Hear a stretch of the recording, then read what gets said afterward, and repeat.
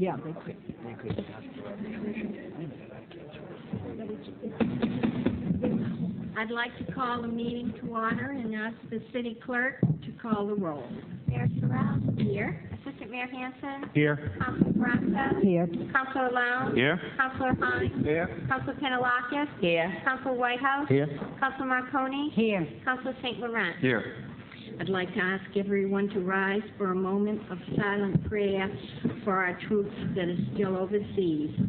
And then Councilor Pandalakis will lead us in the Pledge of Allegiance, ending with God Bless America.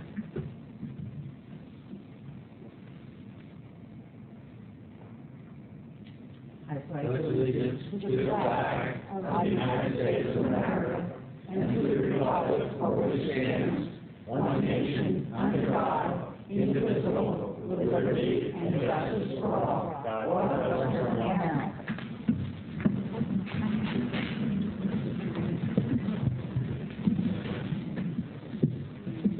Now we're going to go right into our proclamations, and we've got a lot of them tonight.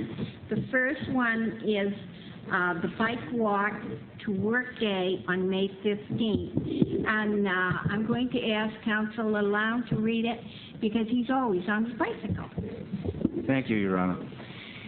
Whereas bicycling and walking are integral parts of the city's multimodal transportation system, and whereas the City of Portsmouth is working to maintain itself as a bikeable and walkable community, and whereas bicycling and walking can replace vehicle driving for short trips, thereby helping our region meet the requirements of the Federal Clean Air Act, and whereas Seacoast Area Bicycle Routes, Seacoast Metropolitan Planning Organization, the Greater Portsmouth Chamber of Commerce, and other public and private organizations are working together to promote a day of commuting by foot or by bicycle.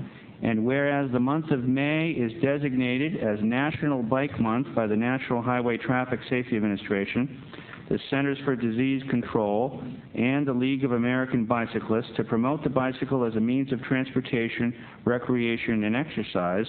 Now, therefore, I, Evelyn Sorrell, Mayor of the City of Portsmouth, join with all the members of the City Council in proclaiming May 15, 2003 as Bike Walk to Work Day, and encourage all citizens and city employees to participate by leaving their vehicles at home and experiencing a healthy commute by bicycle or on foot, and to take part in the city's Bike Walk to Work Day commuter breakfast event in Market Square on their morning commute.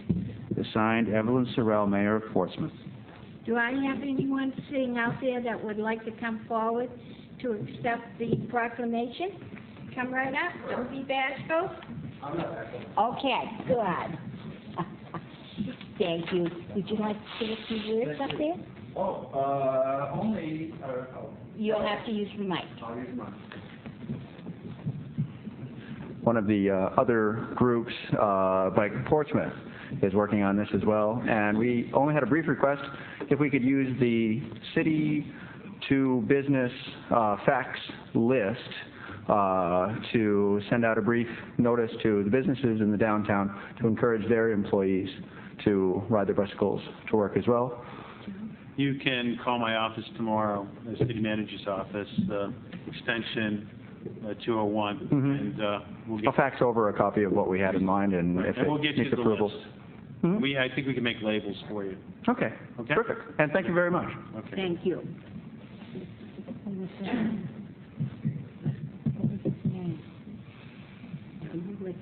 Sir, can we have your name for the record? I'm sorry. Bailey. What was it? Jonathan Bailey. Jonathan Bailey. Now we're down to the Kidney Disease Awareness Day, May 18th, 2003, and I'm going to ask the City Assistant Mayor, Alec Hanson, to read that one. Thank you, Madam Mayor. City Council Chambers, City Hall, Portsmouth, New Hampshire, proclamation.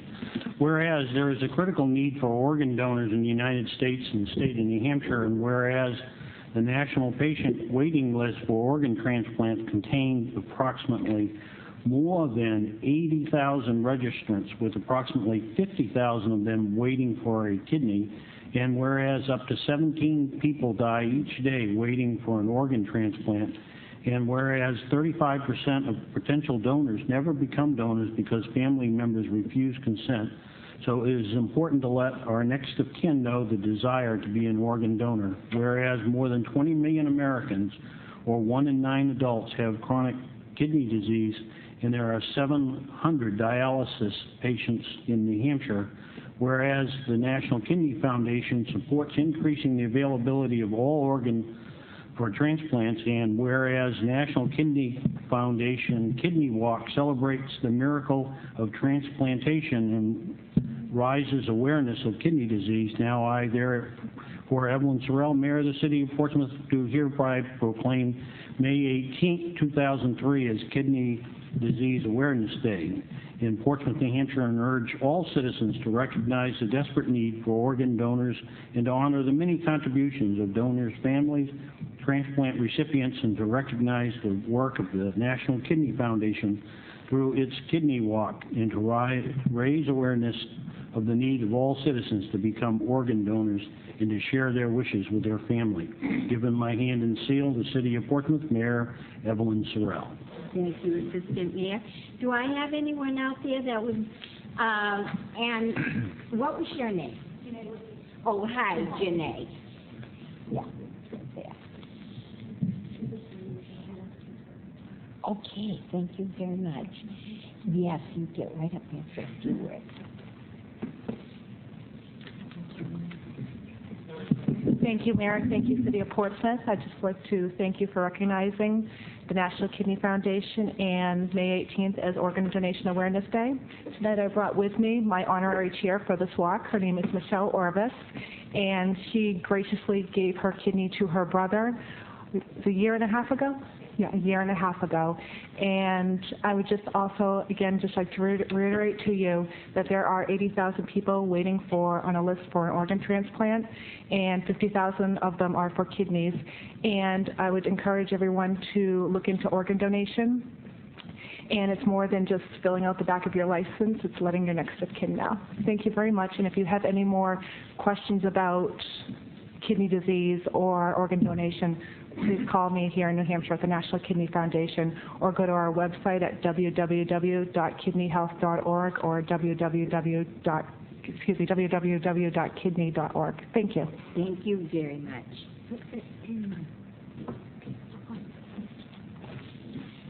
Now we're down to the letter carriers food drive, which is going to be May 10th. Now this is a very, very important one, and I hope that the people that are listening to me tonight out there will take heed and put a nice great big bag out on May 10th at their mailbox. Just before I get into the proclamation, I would like to give you an idea of the items that they'd like, if possible. Any type of like toilet paper, anything like that. Baby food and other things, and other baby products, condensed milk, canned pasta, juice boxes, boxed milk, juice, cookies, bottled water, canned soup, canned luncheon meat, canned fruit and vegetables, baking mixes, jelly, peanut butter, marshmallow fluff, baking mixes, and jelly again. Toothpaste, soaps, all of those kind of things, very important. Hot and cold cereal, spaghetti sauce and pasta, rice, bulky products, and we're down to paper products, and it's very important because and with the price that even toilet paper is right now, it's hard on people. Crackers, chips, and fruit snacks. These are the things, and do fill a couple bags full. Coffee, too. Coffee is needed in some cases, and even tea. I'd like to read the following proclamation. Whereas, on Saturday, May 10th, 2003, the National Association of Letter Carriers, along with the United Way and the United States Postal Service, will sponsor their annual National Food Drive. And whereas, since 1993, the Letter Carriers Food Drive has collected over 300 million pounds of food and local food pantries in over 10,000 participating cities and towns across the country.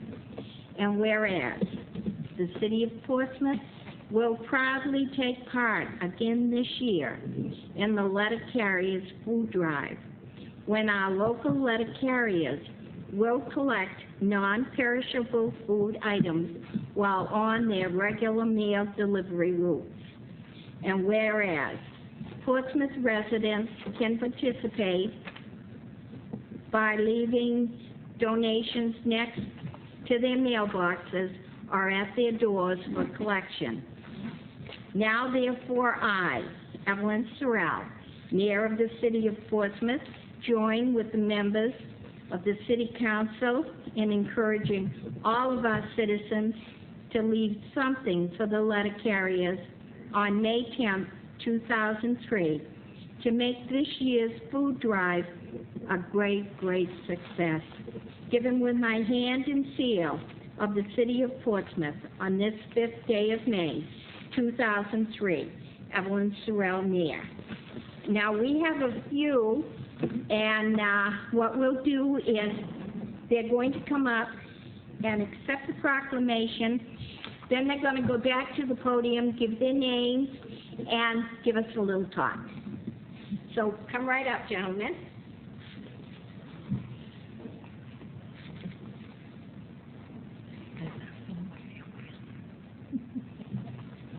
Hi. You're welcome. You're welcome, sweetie.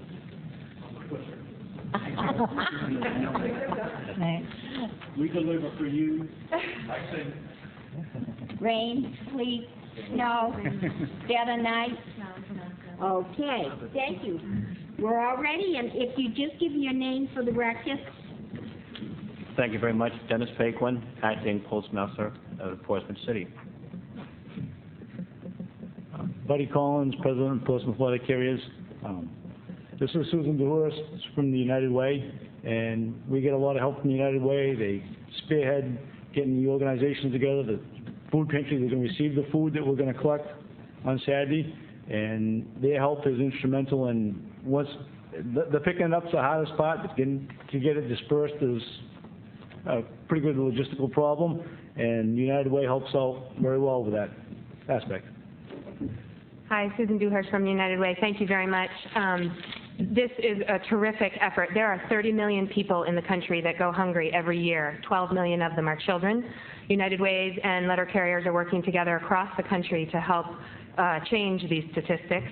And on behalf of all the nonprofit agencies in the region, we are extremely grateful to the city for hosting us tonight, and also to the letter carriers for doing this for the 8th year in a row in Portsmouth. So we're making a real change with the nonprofit agencies. The food that is collected means that money that they raise throughout the year can be used for other direct services that are also very critical. So thank you very much. I want to thank Mayor Sorrell, the council members of Portsmouth, and the rest of the great city of Portsmouth. It's a great cause, and we thank you once again for your continued support. And with that, I'd like to introduce Don St. Pierre. He'll describe some more in detail of the food drive. What you receive now, the people in Portsmouth will receive tomorrow or the next day in their mailbox. Therefore, if they can't make it on Saturday, we'll be glad to pick up Monday and Tuesday also. Thank you. Thank you very much, and thank you all very much, and good luck. Let's hope we do a lot more this year. Now we're down to National Police Week, May 12th through the 16th, 2003. Police Memorial Day is May 15th. And I'm going to ask Councilor John Hines to read the proclamation. Thank you, Your Honor. The Council Chamber, City of Hall, Portsmouth, New Hampshire, a proclamation. Whereas the U.S. Congress and the President of the United States have designated May 15th as Peace Officers Memorial Day and the week in which it falls as National Police Week. And whereas the members of the Portsmouth Police Department play an essential role in safeguarding the rights and freedoms of the citizens of Portsmouth, and whereas it is important that all citizens know and understand the duties, responsibilities, and sacrifices of their law enforcement agency, and whereas it is also important that members of our Portsmouth Police Department recognize their duty to serve the people by safeguarding life and property, by protecting them against violence and disorder, and by protecting the innocent against deception and weak against oppression. And whereas the men and women of the Portsmouth Police Department provide a vital public service, now therefore I, Evelyn Sorrell, Mayor of the City of Portsmouth, join with all the members of the City Council in calling upon the citizens of Portsmouth, upon all patriotic, civic, and educational organizations to observe May 11th to the 17th, 2003, as National Police Week, with appropriate observances commemorating law enforcement officers, past and present, who, by their faithful and loyal devotion to their responsibilities, have rendered dedicated service to their communities. I further call upon all citizens of the City of Portsmouth to observe Thursday, May 15th, 2003, as Peace Officers Memorial Day, in honor of those law enforcement officers who, through their courageous deeds, have made the ultimate sacrifice in service to their communities, or have become disabled in the performance of duty. And let us recognize and pay respect to them and their families. Given with my hand and the seal of the City of Portsmouth on this first day of May 2003, Evelyn Sorrell, Mayor of the City of Portsmouth. Thank you, Councilor Hines.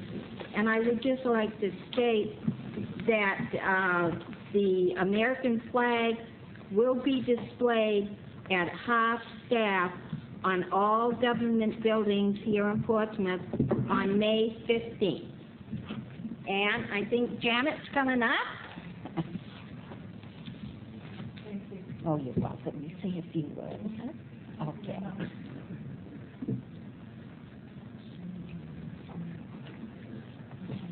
I'm Captain Janet Champlin of the Patrol Division, and I'm representing the men and women of the Portsmouth Police Department. And on their behalf, I want to thank you for your past support and your current support and future support that you have for the police department. We're very fortunate to be serving such dedicated people in this community. And as I speak right now, most of the patrol officers are responding to domestic disturbances and fight calls and various other incidents throughout the city. And this proclamation really means a lot to all the men and women who serve every day. So thank you very much. Thank you, Janet. Before we get into the presentations, I would like to call Maria Nukas up to the microphone and say a few words as to what you are trying to do. Each counselor does have a letter in front of them explaining what she's going to be saying. Go right ahead. I'm Maria Nukas, and this is Stephanie Krant, and we're from the Portsmouth High School Sophomore Student Council. And every year we engage in multiple fundraisers. Our major fundraising leads towards our junior prom next year. Our money also goes towards our major decorations or Spirit Week, and last year we raised money for our classmate with cancer. I'm here tonight to tell you about our current fundraiser. A downtown businessman made us Portsmouth pins. Not only do these pins support our class, but we think that these pins invoke and we hope will promote Portsmouth spirit. The pins include a clipper ship in the middle with the city name and date of establishment as a maroon border. The pins are professionally presented on a business card-sized paper with a quote by Henry Van Dyke, which reads, "Use what talent you possess. The woods would be very silent if no birds sang except those that sing best." Hi, I'm Stephanie Krant. I'm a student council member for the sophomore class. We're both wearing the pins. You can see them. They're very nice. And they're $5, and they can be purchased at the high school from Mrs. Potter and Mr. Schaff. They're also available at central office. We're working with downtown merchants to help make these pins available as well. We appreciate your continuing support. If anyone knows of a local business or organization that would be willing to sell these pins, please contact us. We have over 1,000 available to sell, so we can accommodate large orders, or if there's a business or organization that deals with a large summer tourist trade. Pins are popular, so we feel that these pins are a great way to spread the news about the city of Portsmouth. Thank you for your time. Thank you both very much. And councilors, your mayor has already bought one, and I hope each one of you will. They're really quite beautiful. John has two. He's shaking his lapel, but they are beautiful. They really are. So I hope you will see to purchasing one from the girls. Now we're down to the no, wait a minute. Oh, I'm sorry, Joanne. I missed Joanne. Joanne is going to be attending May Older Americans Month at Yoakum's. I can't be there to read the proclamation, and she's going to be taking the proclamation, but I thought it'd be nice if she read it tonight. Thank you, Your Honor. This is a proclamation from the City Council as well as the Mayor. Whereas 2003 is another very important year in the Community Council for Senior Citizens and a time for celebration, and whereas this marks the 31st anniversary of ongoing service to the senior citizens of the Seacoast for the Community Council of Senior Citizens, and whereas there are many of us here today who remember our humbler beginnings with Dorothea and Al Reed helping us to pave the way for permanency as we began to strive for needed services, and whereas now in 2003 we are proud that we have expanded and been able to enrich the lives of so many of our elderly in the area, and whereas May is the month designated by the late President John F. Kennedy in 1963 to honor older Americans for all their achievements. Now, therefore, I, Evelyn Sorrell, Mayor of the City of Portsmouth, join with the members of the City Council in thanking all of the organizations connected with the Community Council of Senior Citizens for all that they are doing to make this Seacoast area an ideal place for the elderly to grow old gracefully and enjoy life to the fullest. We thank you all so very much and hereby proclaim May Older Americans Month. We should use this month to recognize that the elderly themselves spend many hours volunteering as they help children, the handicapped, nonprofits, and families. They are doing wonderful work. Evelyn Sorrell, Mayor of Portsmouth. Thank you, Joanne. Now we're down to the presentations. Phase 2 Water System Master Plan Update. David Allen, Deputy Public Works Director, and representatives from Weston and Sampson. Going to pass this to John. Thank you, Your Honor. Tonight, we're going to be making an approximately 10 to 15-minute presentation to the City Council regarding Phase 2 of the master plan for our water system. As you recall, in November of 2000, we did present to the City Council the Phase 1 of this master plan. And this is a continuation of our master plan process, not only for our water system, but for all our infrastructure in the city. And this is an important part of it in that this deals with water supply and future water supply of the city. And I'll turn it over to the Deputy Director of Public Works, Dave Allen. Thank you, John. Good evening, Madam Mayor, members of the Council. As John had mentioned, we completed the Phase 1 master plan in late '99 and did a presentation before you. And that master plan actually focused on our distribution system, our storage tanks, pumping capacity, and we did look at future demand in that study. And out of that study, you've recognized some of the significant projects that we've done, the new water tank out at Spinney Road, the Constitution to Congress water line project that was recently completed. Those are all significant improvements to our system that resulted from that study. In this Phase 2 study, the study was designed to really look at a very in-depth study of our water resources. How much water do we have to look at the future demands on our system, and also to take a look at our water treatment facility up in Madbury. All of you are aware of what we've had. We've gone through MTBE detection in one of our wells several years ago. We've had a drought last year. So the importance of this study can't be overstated, and we feel it's a very thorough study that will give us direction on both capital projects and operational improvements that will see us into the future to ensure that we have adequate water supply for the city. So I'm going to turn this over to Pat Conley, who's the Vice President with Weston & Sampson, to do this presentation, and he'll be working with John Boisvert, who was the project manager for Weston & Sampson. Thank you.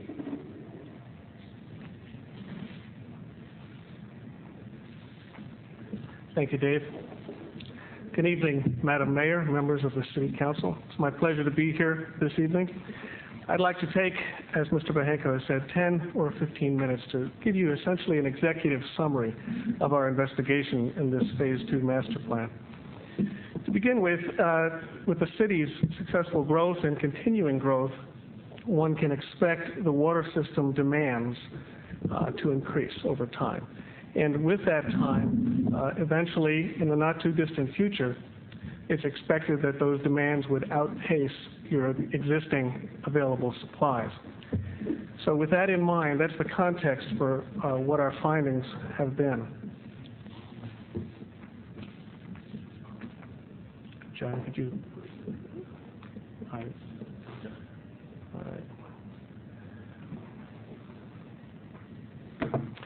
In a nutshell, what I'll be talking with you about are concerns as follows. Future water quality regulations, even current water quality regulations from the federal government, are becoming increasingly strict, and they're governing every part of your water system, from the source, especially to the treatment systems and the filtration systems, all the way out to the distribution system, storage tanks, and the tap. And that's water quality. From a water quantity point of view, as I just mentioned, your demands, your water system demands, will outpace your existing supplies in the not-too-distant future. Beyond that quantity and quality issue certainly is the reliability of your existing sources and treatment systems and distribution system. The treatment plant, Madbury treatment plant, for example, is nearly 50 years old.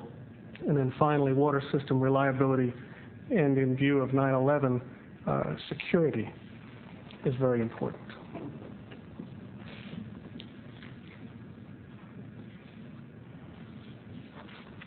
Seems to be working slow today.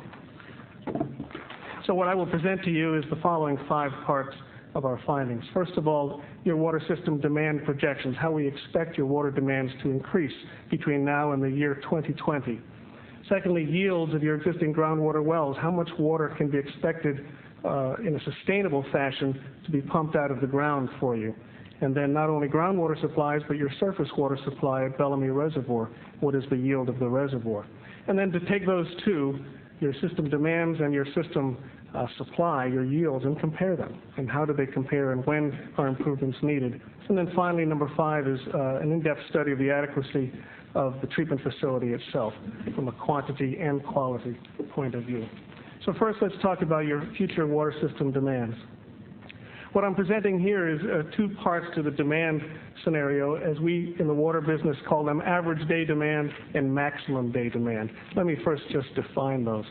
Average day demand is simply the total amount of water produced in a given year, a calendar year, divided by 365 days.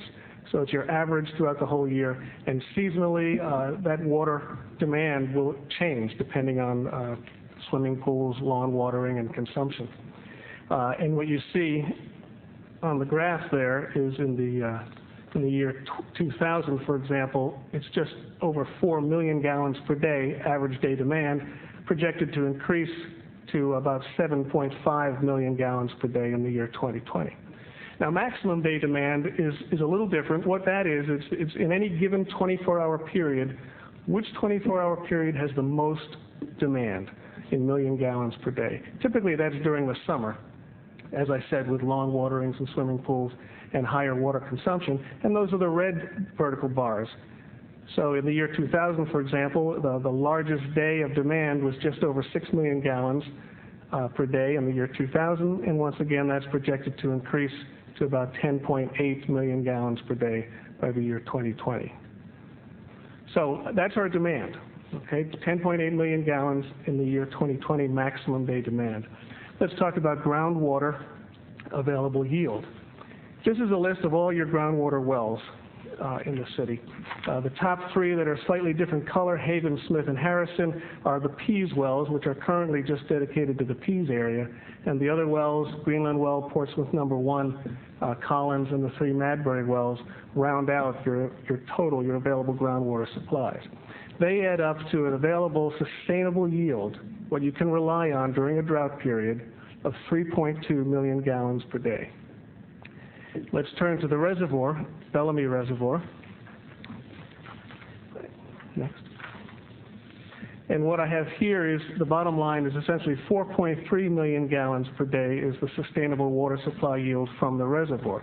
Now, a reservoir is a little different from a groundwater well. For example, just above that yellow part there is the range of normal flow into the reservoir. Depending on rainfall and season, it might be 1.3 million gallons per day up to 25 million gallons per day. So during maximum day periods, you can take a lot more out of the reservoir than 4.3 million gallons. But once again, in a sustainable fashion during a drought, we expect 4.3 million gallons per day to be available. So let's compare the two. What you see here is in the vertical bars is the total available sustainable yield of your groundwater supplies and Bellamy Reservoir together. The top portion, which is a teal color, is just signifying that those are the Pease wells, the 3 Pease wells. But taken all together, the available supply to meet your average day demand is about 7.5 million gallons per day. Now, the red line you see growing here is the average day demand. So what we do is we simply compare when are you going to run out of water. And on an average day basis, you should be able to get with your available supplies using the Pease wells, and all your supplies, including Pease, satisfy all existing regulations for water quality. On an average day basis, you should be able to get to the year 2020 before you need to add additional supplies. Now, that's on an average day basis. You remember, however, if you could turn to the next slide, that it's those summer periods when you're talking about maximum day demand. Those are the periods and those are the demands that govern the size of your facilities, treatment facilities, water supply wells, et cetera. And what you see here is that the available supplies are a little higher than 7.5 million gallons per day because you can pump more on a maximum day period than you would otherwise have to on a sustainable basis. But once again, with the maximum day demand growing, you can see that in the year 2010, that's when your demand is going to outpace your available supplies. And then this all backs into, now what do you need to do? What's next? Knowing that in the year 2010, you need to do something prior to that. And I'm going to lay out some recommendations for you with a timeline and conceptual costs at this time. Major recommendations that we provide to you is, number one, to pursue water conservation during droughts. And just for example, you've already begun that. You recall last summer you put together a conservation and drought management plan, and I understand you can't read that, but that was just a scanned image of something that you had on your website during the drought last year that sort of gave you indications of what to do under what circumstances. So as the reservoir level dropped, as the groundwater table dropped, a variety of different criteria, you would go from a normal condition at the top to a watch condition to a warning, emergency, and then critical condition.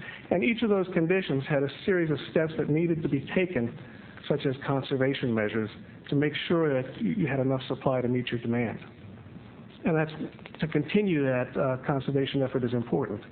Number two is to manage your wells and reservoir together. Right now, your wells are sort of separate from your reservoir in how they feed your distribution system. And you can have a lot more flexibility and capability to meet your demands if you would combine those within the distribution system into one combined source distribution system. Number three is to integrate the Pease wells into the Portsmouth water system. I mentioned that today they're separate, and yet they do meet water quality standards. To pull them in with the rest of your wells and reservoir will give you greater flexibility to vary which wells you're going to use on a given day or during different demand conditions. Your pumping capacity at each well needs to be upgraded. You can get more water out of the ground if you had larger pumps. and that's important to upgrade your pump stations. Fifth bullet is to develop additional groundwater supplies and alternative sources, because you will eventually run out, so to speak, of water into the future, both on an average day basis and on a maximum day basis. Your demand will outstrip your supply. And then finally, with the existing nearly 50-year-old Madbury water treatment plant, that needs to be replaced, and in order to comply both with quality regulations and quantity demand requirements. So let's talk about the treatment plant itself. There's a number of water quality issues that are facing every municipality, every water supplier throughout the country. These are most of the major ones, you should say, and I won't necessarily go through and read them, but all of these federal regulations are on a planned schedule to come into place. Some of them already are, that will cause you to have to put in new technologies, new monitoring systems, to increasingly produce cleaner and cleaner drinking water. And this is already in place in many cases. Others are coming into play in the coming 5 to 8 years. Our recommended option is a new facility at Madbury. We did compare two other options. One is to just simply rehab your existing facility and compare the possibility of rehabilitating your facility to a new site, a new plant. And the new plant actually had two sub-options. One was to construct a new treatment plant right at the Madbury site and then make use of the existing treatment plant building as much as possible. And the third option was a new treatment plant at another site away from the existing Madbury treatment plant. Our recommendation and our cost analysis showed us that the best, most feasible, most suitable, and cost-effective was to locate a new treatment plant right at the Madbury site and then make best use of your existing facilities as well as part of that construction project. So it allows the existing facility to remain in operation during construction. You can imagine trying to rehabilitate and totally replace all the equipment in your existing plant while also keeping it online to produce drinking water would be very difficult, if not very, very costly. Certainly the new plant would incorporate the modern technologies needed to meet the regulations.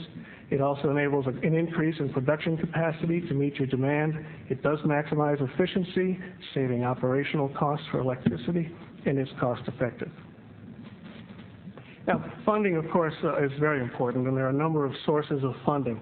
SRF loans, state revolving fund loans, are available. Grants today are not necessarily available, but historically they have been available on occasion. We don't want to ignore that. I need to take a little drink of water, excuse me.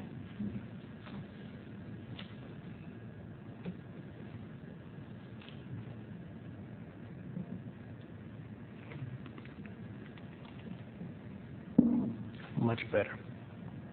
Public-private partnerships, the city's experienced this with this. The city manager has obtained and negotiated public-private partnerships, for example, with Lonza or New England Power at Newington or the Red Hook Company, and that type of partnership can certainly benefit the city and the private companies working together in terms of funding. Impact fees for developments within the city that have an impact on the water system that require improvements such as this are certainly a part of the larger funding picture. Not only the city of Portsmouth, but surrounding communities that are supplied water by Portsmouth, such as Newington, Rye, Greenland, Madbury. I think there's a half a dozen or so. And then finally, and I say finally because it's really at the bottom of the list, but certainly part of the funding picture, is water rates. People do pay for the water they use. Finally, in summary here, let me just give you the different projects as I've just outlined, along with a schedule of when that would be attacked, and then the estimated conceptual cost at this point.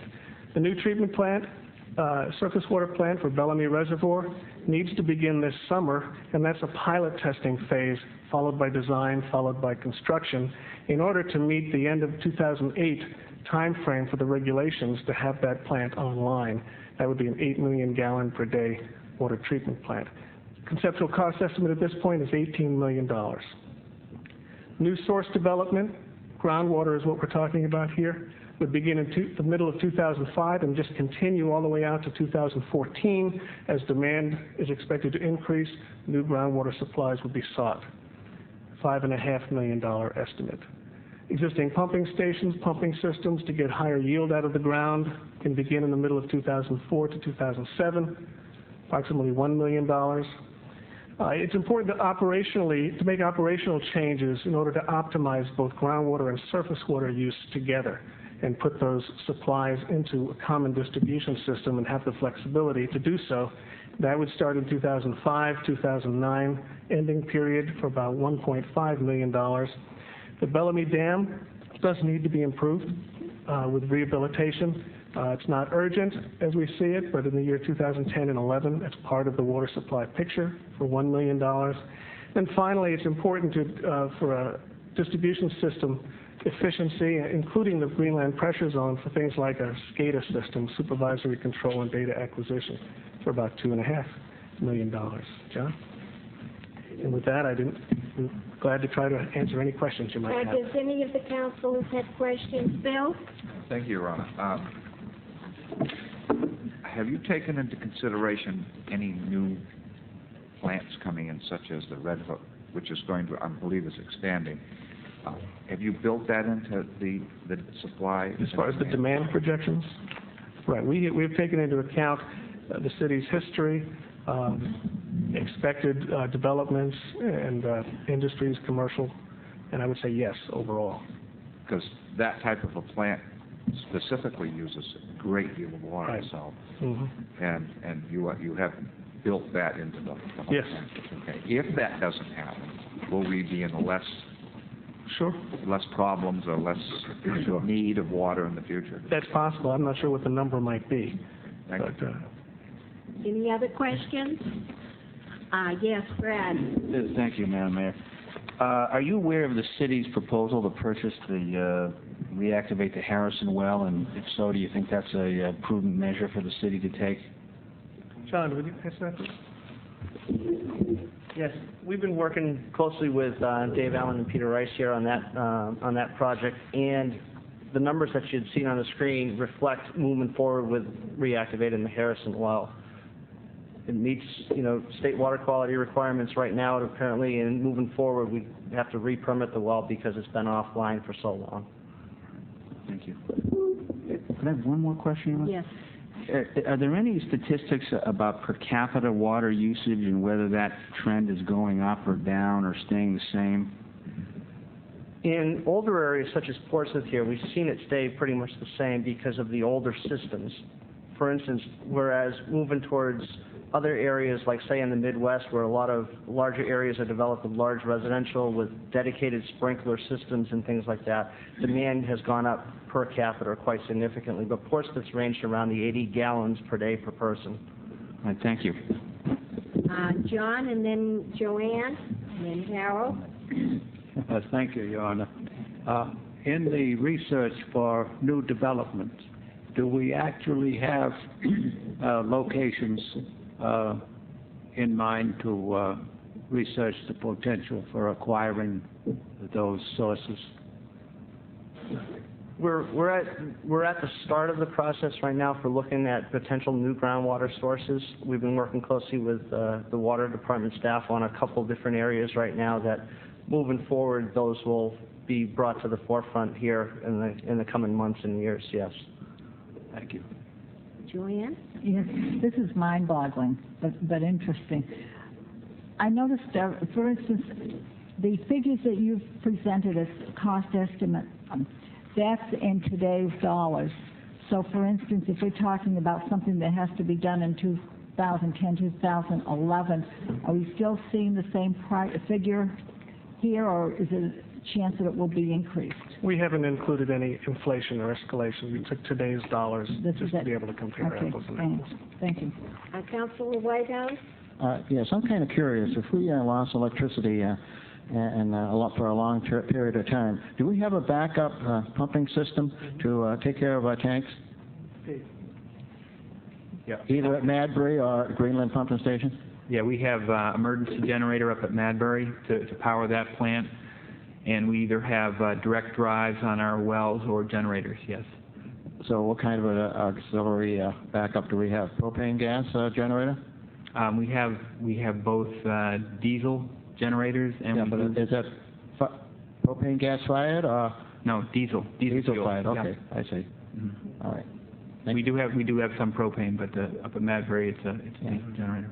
Okay, thank you. I'm going to pass this back to John. I have one question. Oh, I'm sorry. How does our 80 gallons per day for the city of Portsmouth measure up to the rest of the New England states? Well, it's fairly typical, as a matter of fact. I would say most water suppliers are in the neighborhood of probably 70 to maybe as high as 95 or 100. There's been a lot of push to try to get it down with conservation, but 80 is not unusual at all. Thank you. Are there any other questions before I pass it to John? Bill? Thank you, Your Honor. In the report, in this booklet that you gave us, it's mentioned in there that the Bellamy River for the Madbury plant will be getting silt into it, which will lessen the amount of water that's in this. How do we lose? I mean, doesn't the water level come up if you get silt in there? I'm not quite sure why we're losing water. That's a great question. No, I don't.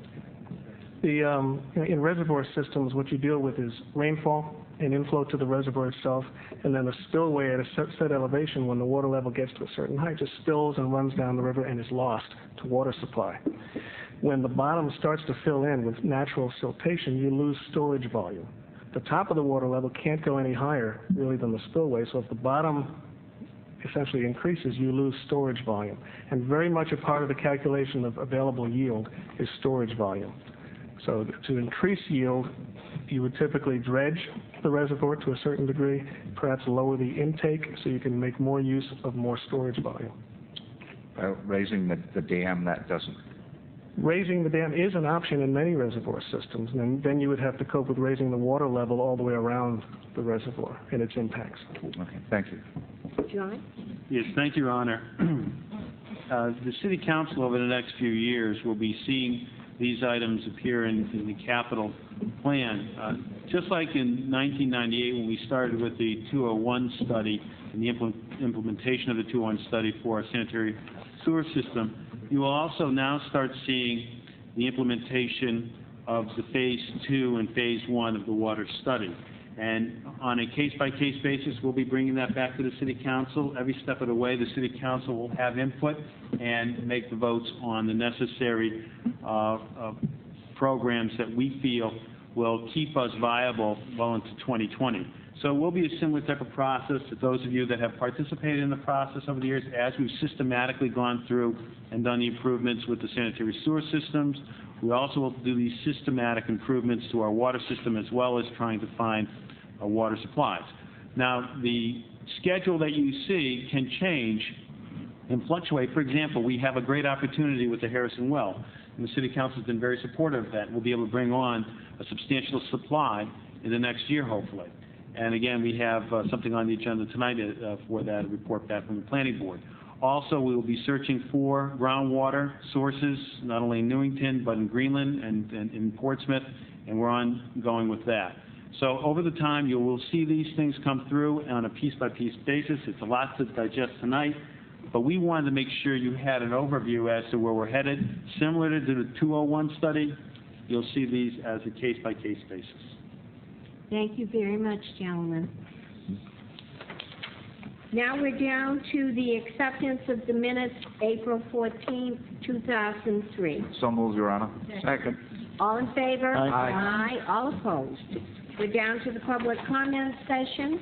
First speaker, and you all know, 3 minutes, and when Bob holds up the sign, please sit down. Don't have to make me use my gavel. First speaker, Martin Cameron, and he's going to speak on the budget.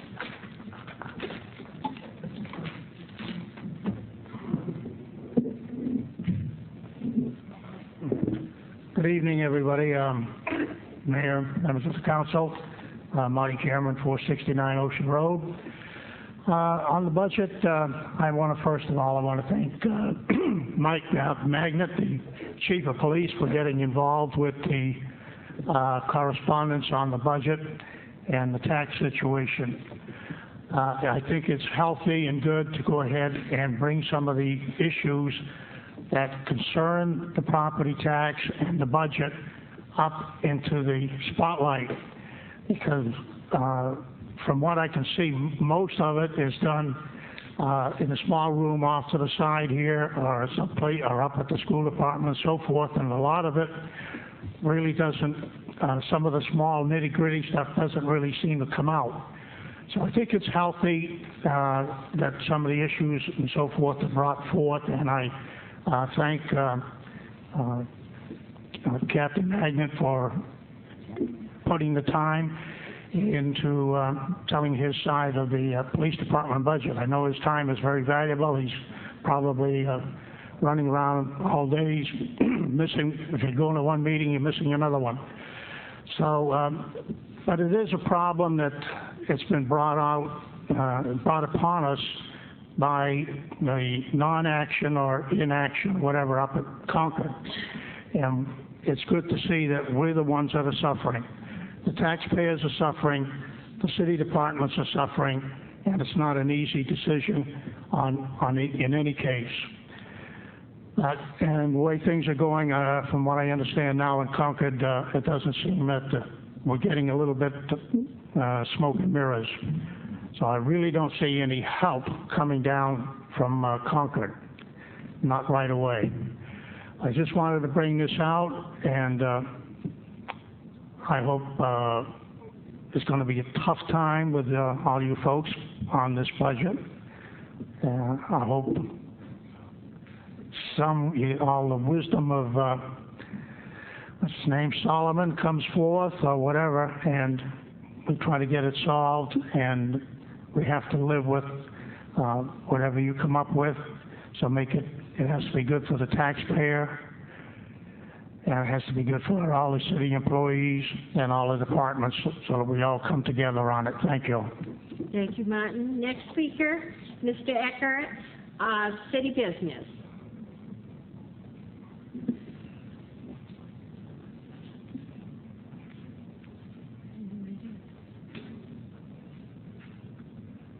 Good evening, ladies and gentlemen. Mr. Eckert, 422 Banfield Road. On the public comment session, in light of our military freeing countries so that people can speak freely, I find it very odd that right here in the democracy, in the good old USA, we who take the time to clean up, dress up, drive here, write something to say in the 3 minutes time frame, and then are really talked to in a way of a teacher to kids, scolding kids that we have only a minute or two or less. One would think that there are, I believe, 9 people sitting up there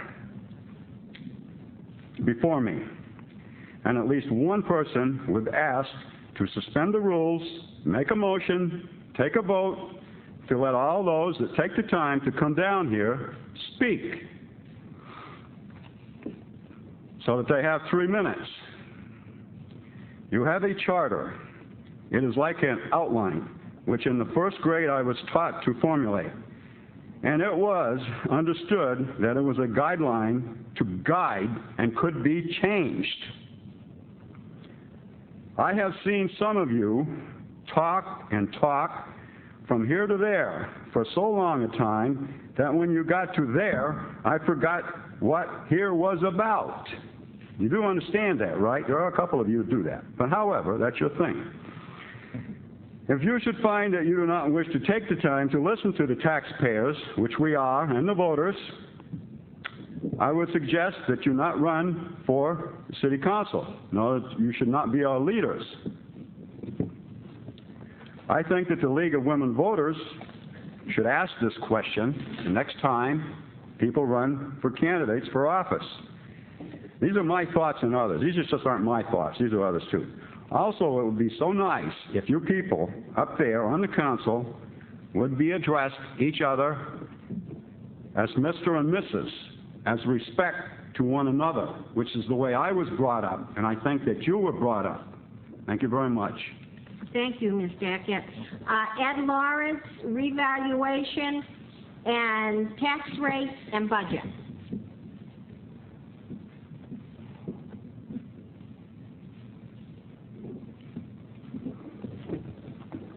I appreciate the fact that you made my weather available by putting it on the agenda, and hopefully the citizens who I can't seem to get to will be able to get that information. In the meantime, I want to outline the major parts of that letter. That letter reflects the fact that I've been authorized by about 140 of our citizens to research the state law governing revaluations. There are two divisions of the Department of Income Management that exists and we're involved with. One states that revaluation reports must not be unreasonable.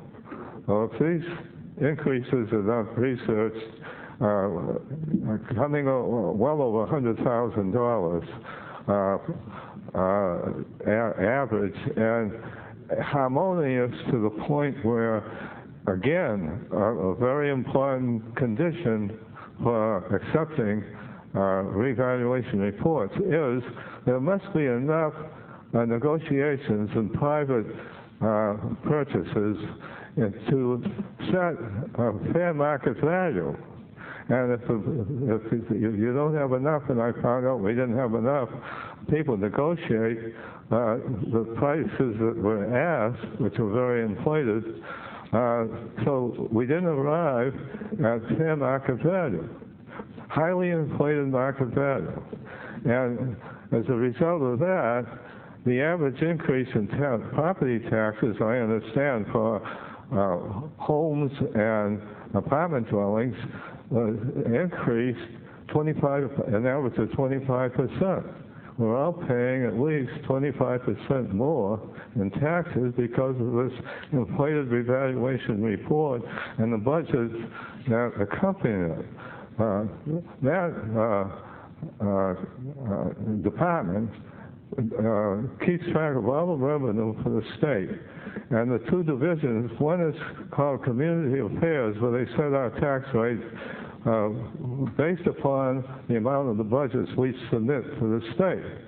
And the other one, as I said, I quoted the important parts of that, which ends up, if those conditions aren't met that I mentioned, saying that such a report, revaluation report, must be, well, it doesn't say it that way, but it shows that revaluation report should have been ruled unacceptable. That's the technical legal language.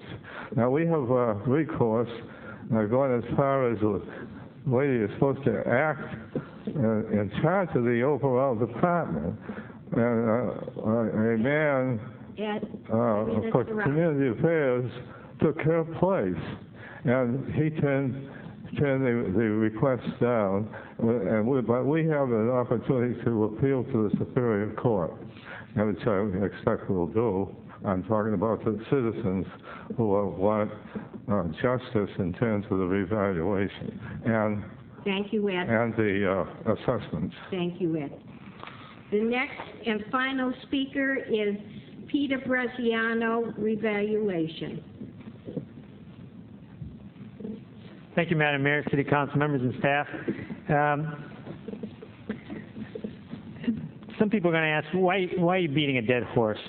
And I say that because people come up to me and they still ask me about the revaluation and about the assessments that they have found. And I don't think it really hit home until they get their December tax bill and they saw what they're going to have to pay in the way of taxes on their property.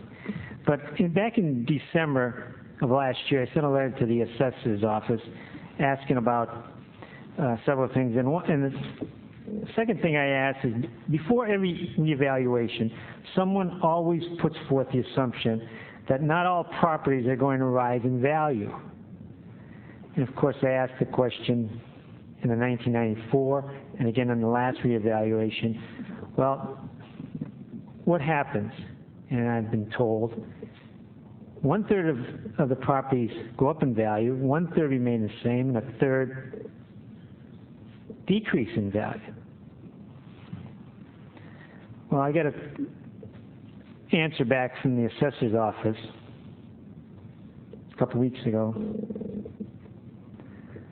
All properties in Portsmouth went up in value. There were no properties that remained the same and none that went down.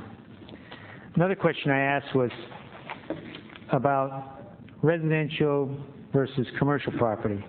Of the total assessed value in the prior to this reevaluation, 51% of that total assessed value was residential. 48% of that assessed value was commercial. So you get it kind of equal out there. After reevaluation, 58% of the total is paid by residential. 41% of the value of the total was paid by commercial, or the assessed value was commercial. So we're starting to see more and more the residential paying or having the higher assessed value. And one last thing. We heard back at the last reevaluation and this reevaluation about how we're not going to go through this every 6 or 7 years. Well, that didn't happen at the 1994 reevaluation, because in the latest evaluation, boom, we're hit all at once. I ask the question now, April has come and gone. Have we had any reevaluation of properties in the last year? Because I don't want to come in here in 2008 and find that we've gone through the whole thing all over again because we hadn't done it year to year. Thank you. Thank you, Peter. We're down to presentations and yeah.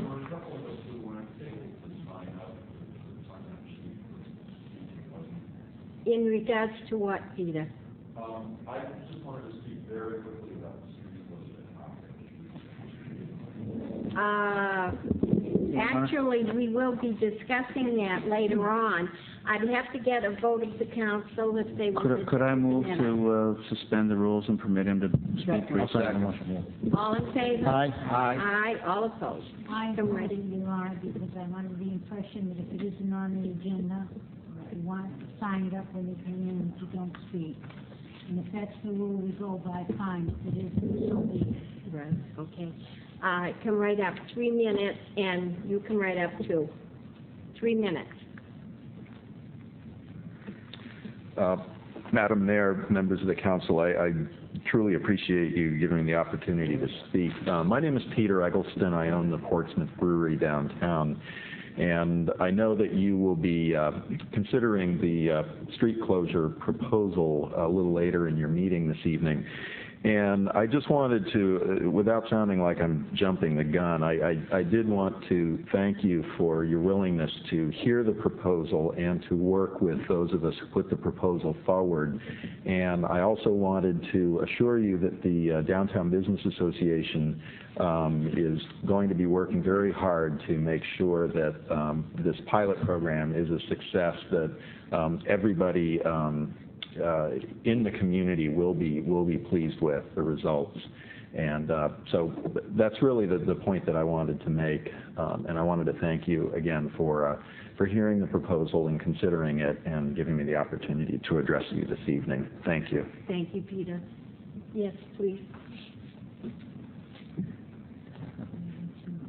State your name, please. Hello. Good evening. My name is Suzanne Johnson, and I was born in Portsmouth in the South End. And I noticed that in the city manager's report this evening, there will be talk about a very vital issue which determines the destiny of our local natural heritage known as wildlife.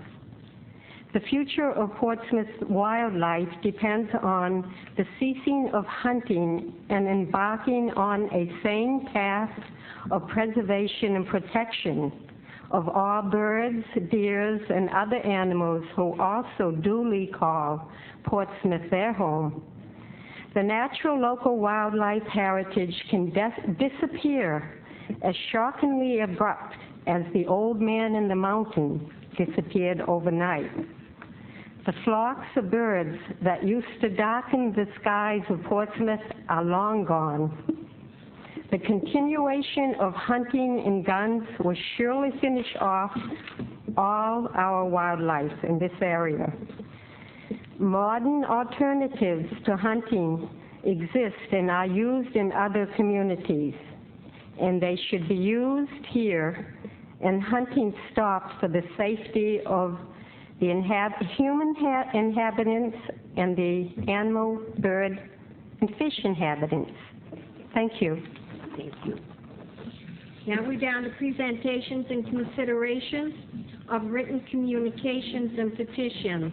The first one is a letter from Ed Lawrence regarding the revaluation of property. Move to accept, place on file. Second.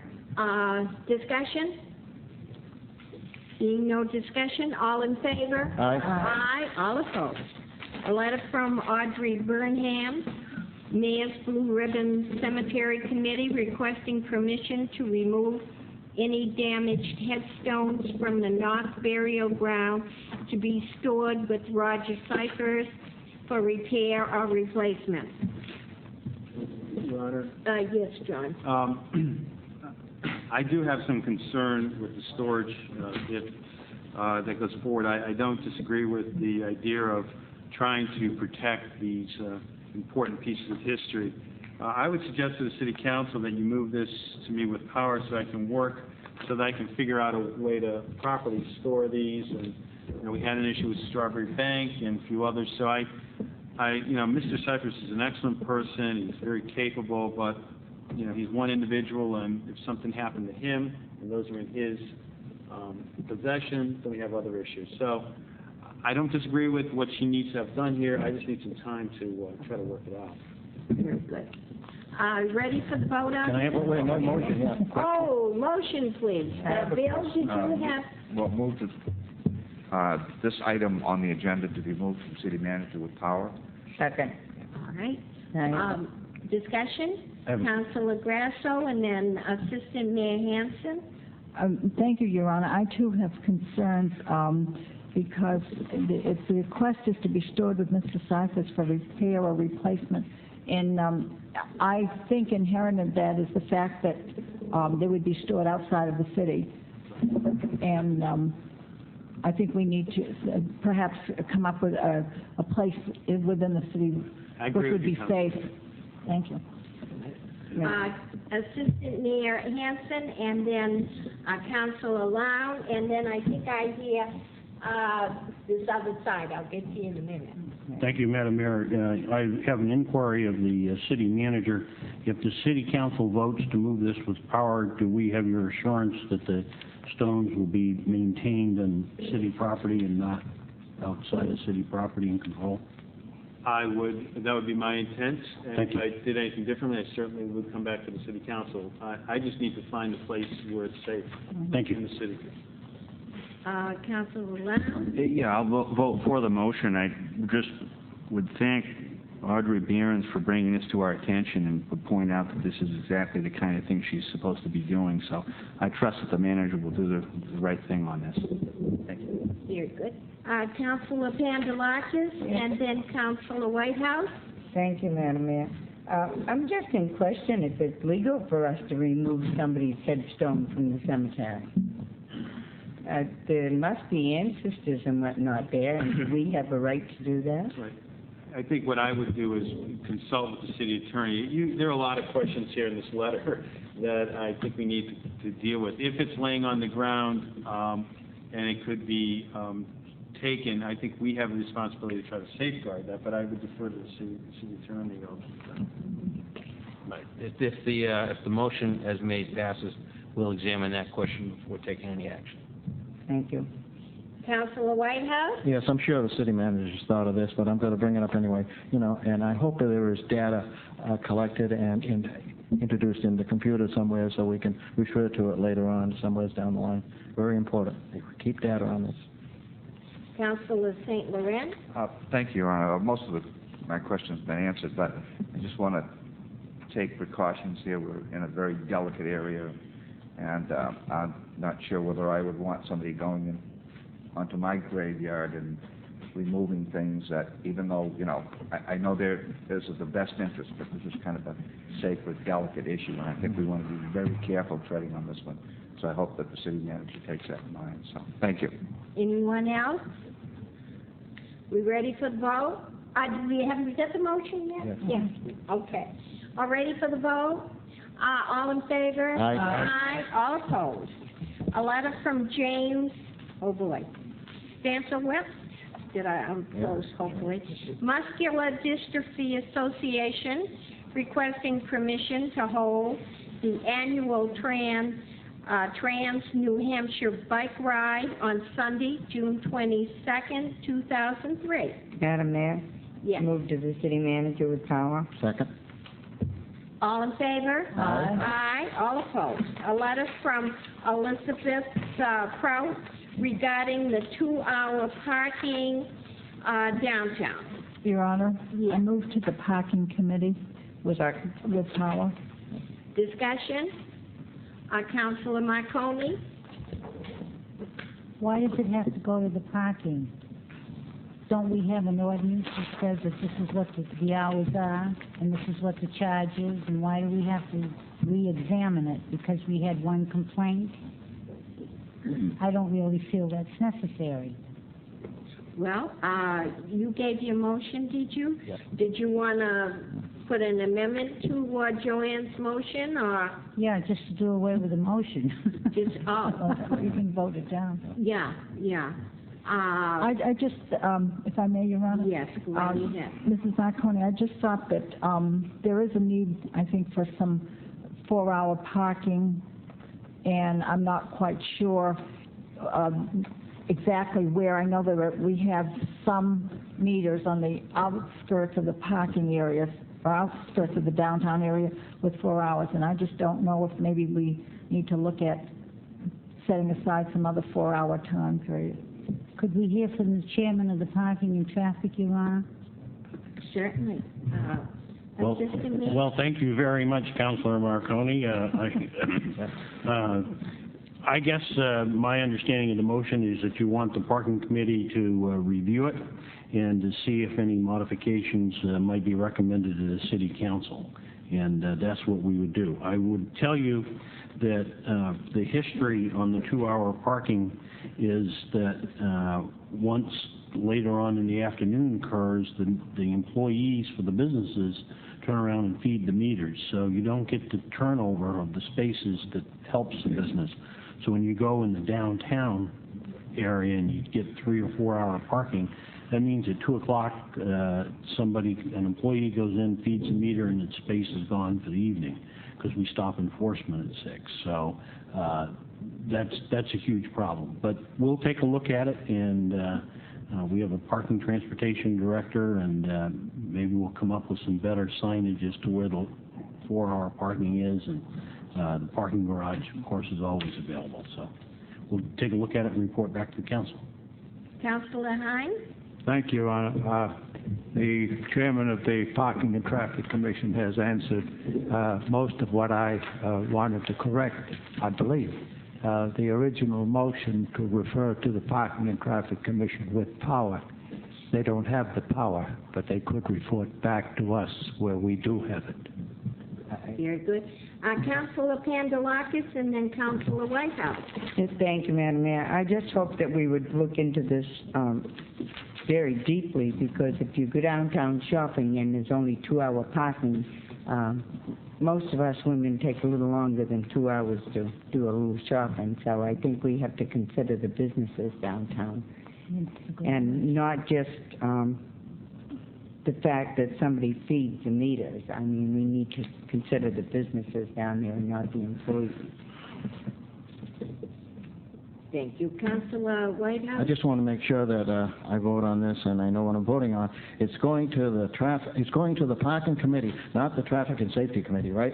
That's the way the motion stated. The parking committee. Thank you.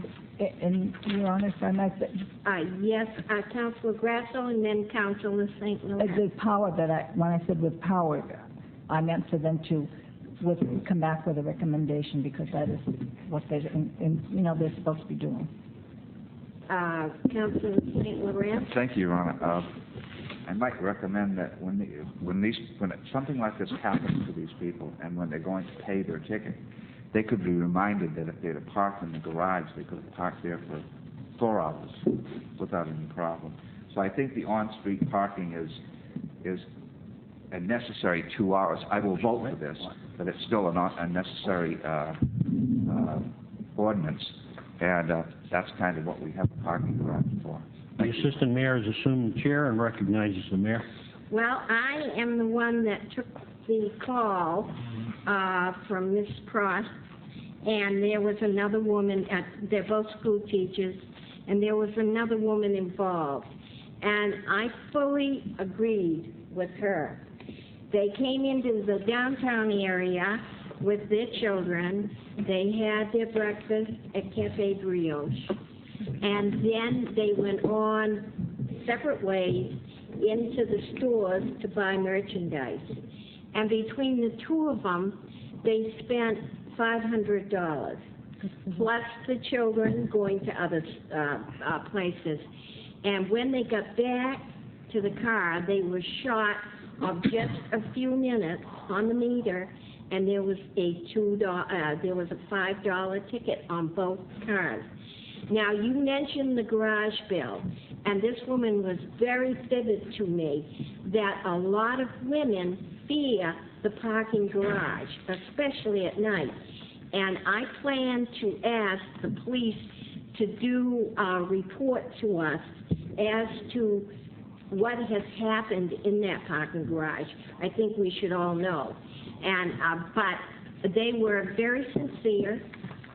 We've got to keep our businesses downtown. We've definitely got to keep our businesses downtown. We can't be sending these people out to the mall for all-day parking. So we've got to come up with something. Councilor Lamb. Yeah, I know two of the three women involved here, and they're certainly fine teachers over Little Harbor, and I think they raise a good point.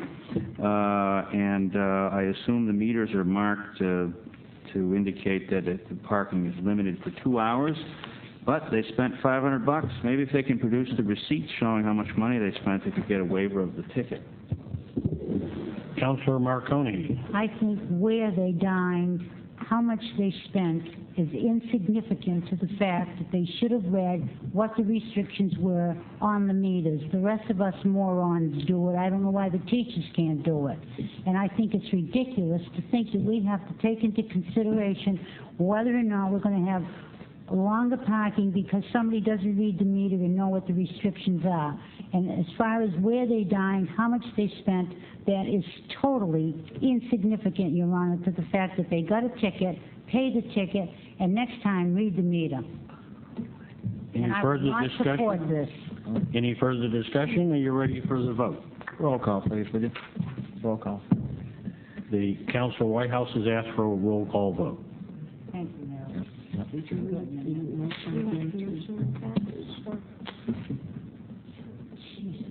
Move to refer to the parking committee for a report back with a recommendation. Mayor Sorrell? Yes. Councilor Grasso? Yes. Councilor Lown? Yes. Councilor Hines? Yes. Councilor Penelakis? Yes. Councilor Whitehouse? Yes. Councilor Marconi? No. Councilor St. Laurent? Yes. Mayor, Assistant Mayor Hanson? Yes. 8 to 1 pass. I'm going to turn the gavel back over to the mayor. Thank you very much, Assistant Mayor Hanson. I'm going to have to stick with protocol henceforth. We're down to the city manager, and John has 6 items that require action. Thank you, Your Honor. The first item deals with the report back on the proposed pilot program to close downtown streets. In response to the Downtown Business Association's request for closure of Market Street from Bow Street to Market Square. The staff and I would recommend that we allow for one Saturday evening in July as a pilot program from 6 p.m. to 11 p.m. All costs of closing the street should be borne by the Downtown Business Association, which includes $1,000 for police services and $275 for public works services, for a total of $1,275 per evening. I would also recommend that the City Council authorize a similar pilot program for the closure of Pleasant Street from Portage to Market Square, which would require one police officer and one public works employee for a total cost of $350. Also, I would recommend at this time no electronically amplified music be allowed on these street closings. Subsequent to the street closings taking place, what I'd like to do is work with the Downtown Merchants Association, the city staff, and bring back a report to the City Council in August. And if the City Council so desires, we can develop some kind of permanent policy or not. So my recommendation would be to refer this to me with power, and that all expenses relative to this pilot program be paid in advance by the Downtown Business Association. So moved. Second. Okay, discussion. Councilor Loud on that side.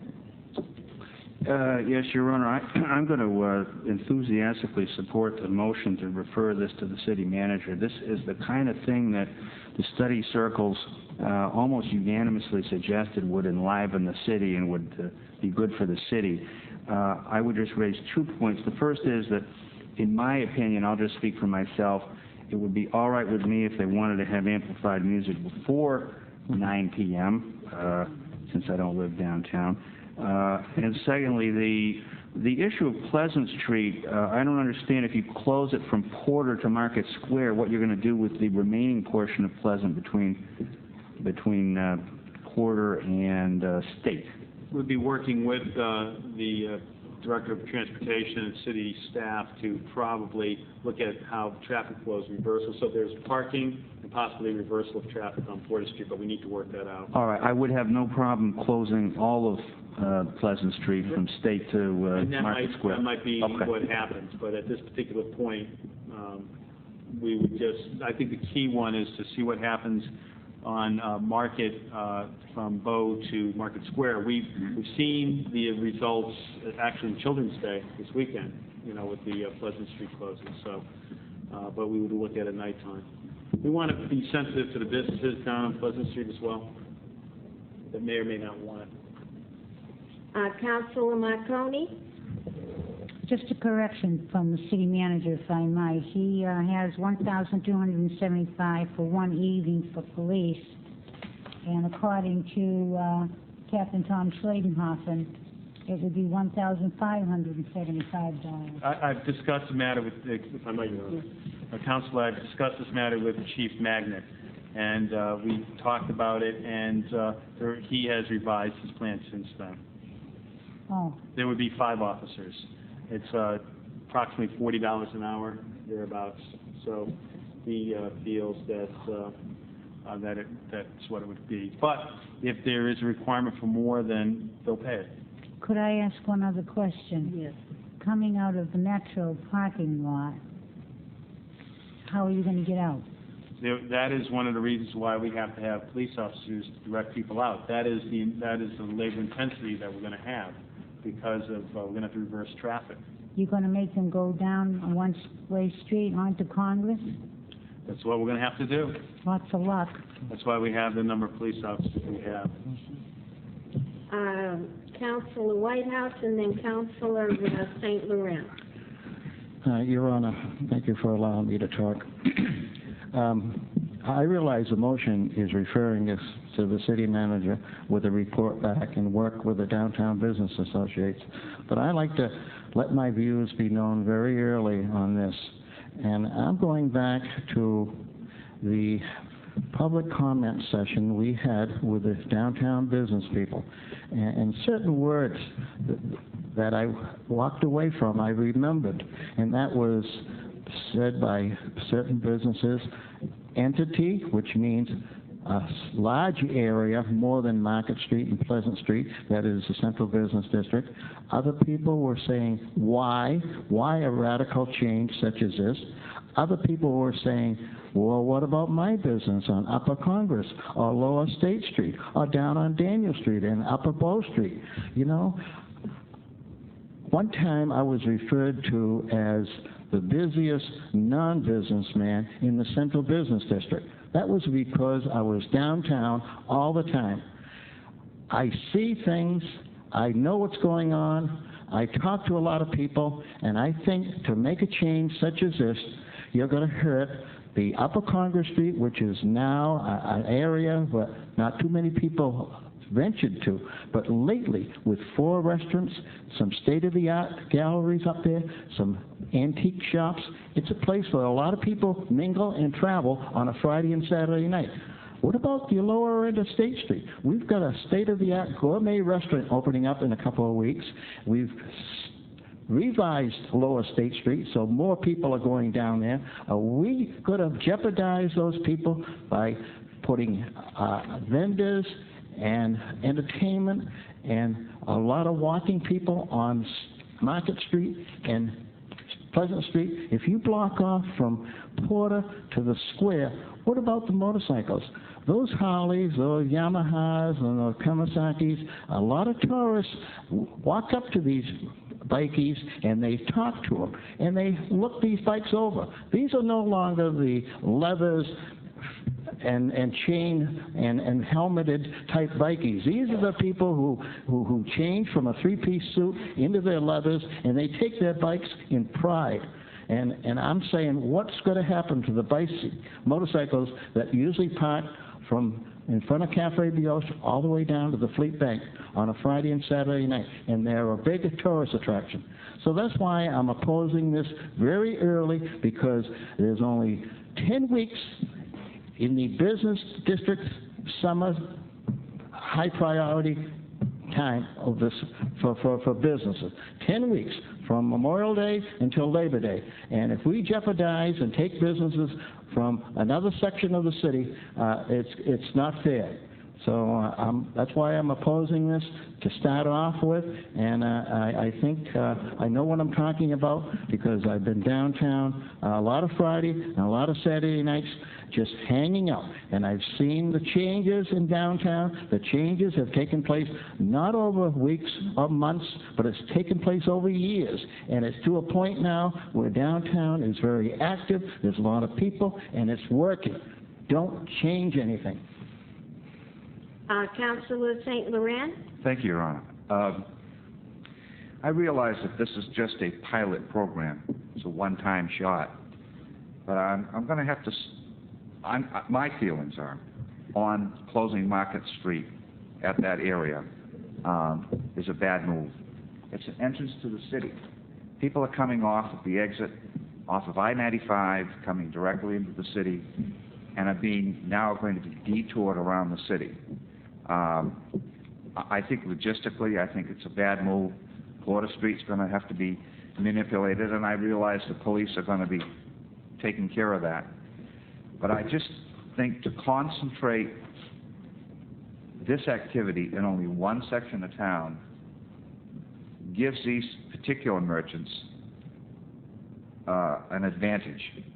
I'm not, as far as closing the Pleasant Street section, I really don't have too big a problem with that, because that's very visible and it doesn't really cut off any traffic. But closing off Market Street, I just don't see that. We have other, as Councilor Whitehouse talked, we have other sections of town. I call it the lower Congress Street, but we have the Vaughn Mall down there. Why can't we use this? This is what it was there for. We closed a street here forever, and for that purpose. So, I mean, why don't we look at that as having these type of activities going on? I have a real problem with Market Street, and as the entrance to the city, I think it's a bad move to close that particular street. Thank you. Councilor Hines? Thank you, Your Honor. If you're in business, innovation is the greatest stimulus for generating more business. What we're trying to do is create a new attraction for the downtown. I think that the idea, since it's only in trial period, is a great idea. I think that it will generate enough traffic so that people will be walking up Congress, down Congress. They'll be traveling around the city, not necessarily because that area from Market Square to Bow Street is going to be open to the pedestrians in the street itself. It will attract enough people so that they will circulate throughout the businesses in the city, depending upon which ones have an attraction, something that they need to buy or look at. So to oppose this kind of a thought at this time, when business is not at its peak, I think is a wrong way to think about supporting businesses in the downtown. Thank you. Thank you, John. Councilor Candelakis? Thank you, Madam Mayor. This question is for the city manager. When you're saying you're closing off Market Street, you're starting after Bow Street, right? And just the intersection up to Market, up to the Market Square. Correct. Right. And on doing the same with Pleasant Street, you would close at Pleasant Street up to Market Square. What we're looking at is, and I know that Councilor Lown made mention of closing Pleasant Street from State to Market Square, but I would say we initially want to look at Porter Street, and just because that really would not affect the parking spaces, it would be the least intrusive, but we can look at that. I'd like to talk to some of the businesses out there before I did anything with closing all of them. But you're not closing only short sections, actually, of streets. You're not, when you say Market Street, you're not closing down the whole Market Street. No, right. Just a section from Bow Street to Market Square. Okay. Thank you. Councilor Marconi? For those of us who've been around 100 years, Your Honor, I recall the trial on closing Vaughan Street, which eventually became the Vaughan Mall, which in its day, Vaughan Street was a main artery in and out of the city of Portsmouth, primarily in the city, and it was a great day for any business that could be located on Vaughan Street because of its proximity to both sides of the street, coming and going traffic, and Congress Street, and it was a very viable street to be on. When they did a survey to see if they could close it and make a mall, we all know what the result is, and that is that the Vaughan Mall is not successful. I feel very bad about the people down there that don't have visibility because there isn't any traffic coming and going. When you stop the traffic, Your Honor, or when you exclude the traffic, you exclude the people that shop. Somebody may not be able to find a spot exactly where they want it, so they're going to go around 2 or 3 blocks, and they'll see something else that they didn't know was there, and they'd be more than glad to participate. I think this is a wrong move. I travel Bow Street and Market Street all the time, particularly early in the morning and sometimes in the evening, and I will tell you, it is always busy, and I don't know how anybody's going to be able to control the flow of traffic down and back of the metro onto Congress Street. They're creating a situation here that is absolutely unnecessary to satisfy a select few people, and I certainly won't support it. Assistant Mayor Hanson? Thank you, Madam Mayor. I'm going to support the motion.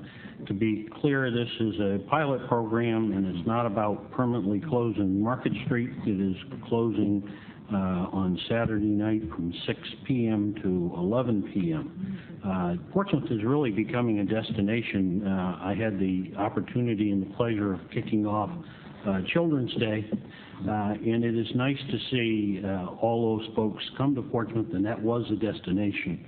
The businesses uptown were very successful. I've had a chance to talk with them today. The other misnomer is the closure of these streets.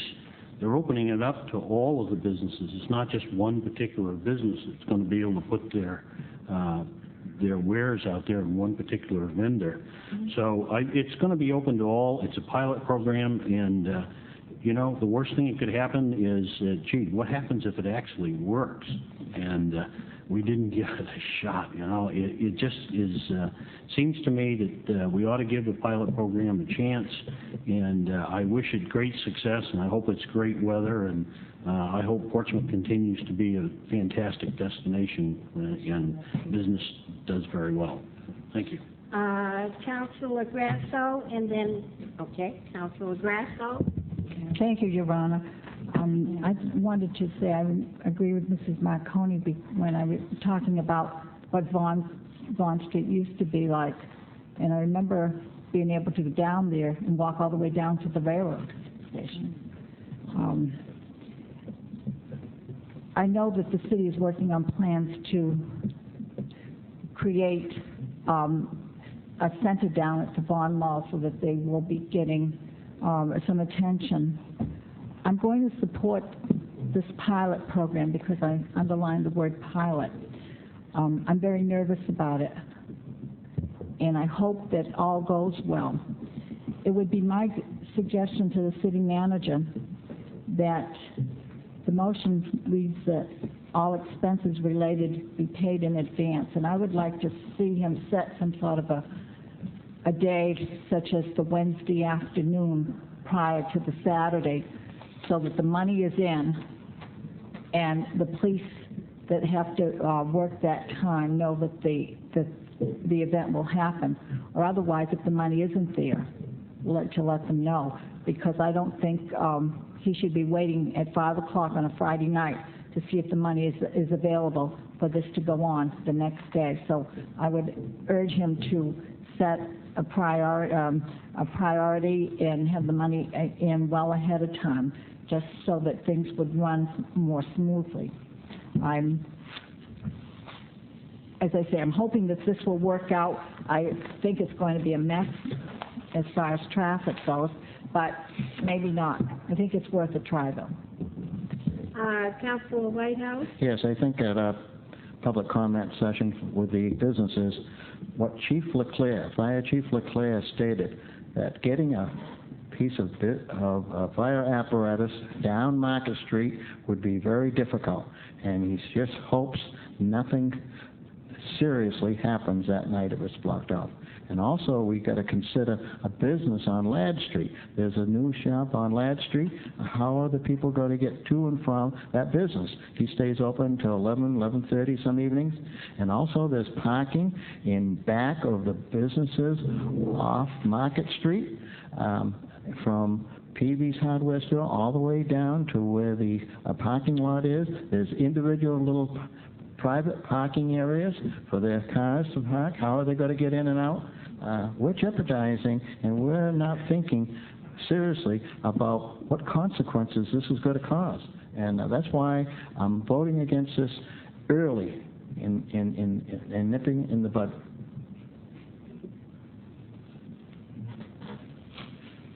The assistant mayor has assumed the chair and recognizes the mayor. Well, I had many, many thoughts on this, and that's why I called for a work session to listen to the downtown businesses, and they did come forward. I think this is a pilot program, as we're all saying. It's going to be just one Saturday evening in July from 6 p.m. to 11 p.m. The Downtown Business Association will have the monies to take care of the services, so it doesn't fall back on the city. The only thing is, Brad, I do not want to see amplified music. You have two downtown neighborhoods down there, High Street and right downtown on Fleet. And many years ago, we worked on that. So I think we should play it along here and not have the amplified music. Also, I would like to say to Councilor Marconi, I remember coming in on the bus many, many years onto Vaughn Street and going to the old Olympia Theater. And then I used to go down to the street to the ice cream parlor. And I think that was called the Olympia something. Yeah, and I remember that. but we're in a different age right now. We're not back in those days in the 40s and the 50s. We're in a different age. We've got to do things different. And I say, at least give the merchants a chance to prove that it might work. That's all I have to say. Any further discussion?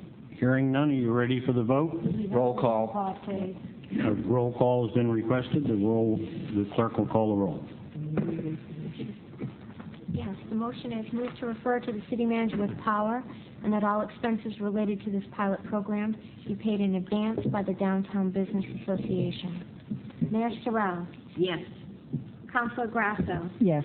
Councilor Lown? Yes? Councilor Hines? Yes. Councilor Penelakis? Yes. Councilor Whitehouse? No. Councilor Marconi? No. Councilor St. Laurent? No.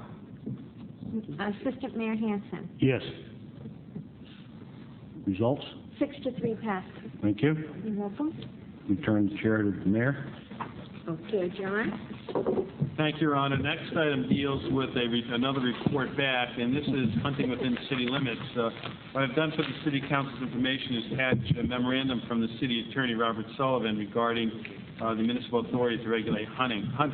His memo is quite comprehensive and detailed regarding this issue, and this, I hope, will serve as my report back to you. I'll ask at this time that Attorney Sullivan review his memo and provide with a summary as to his findings. Your Honor, the City Council has made it clear that it wanted sort of a broad treatise on the topic of hunting in the city. I reviewed the council discussions which had taken place and also the correspondence that had been received by the council, and it really all boiled down to me to three distinct questions. So in my memorandum to you, I've answered those questions.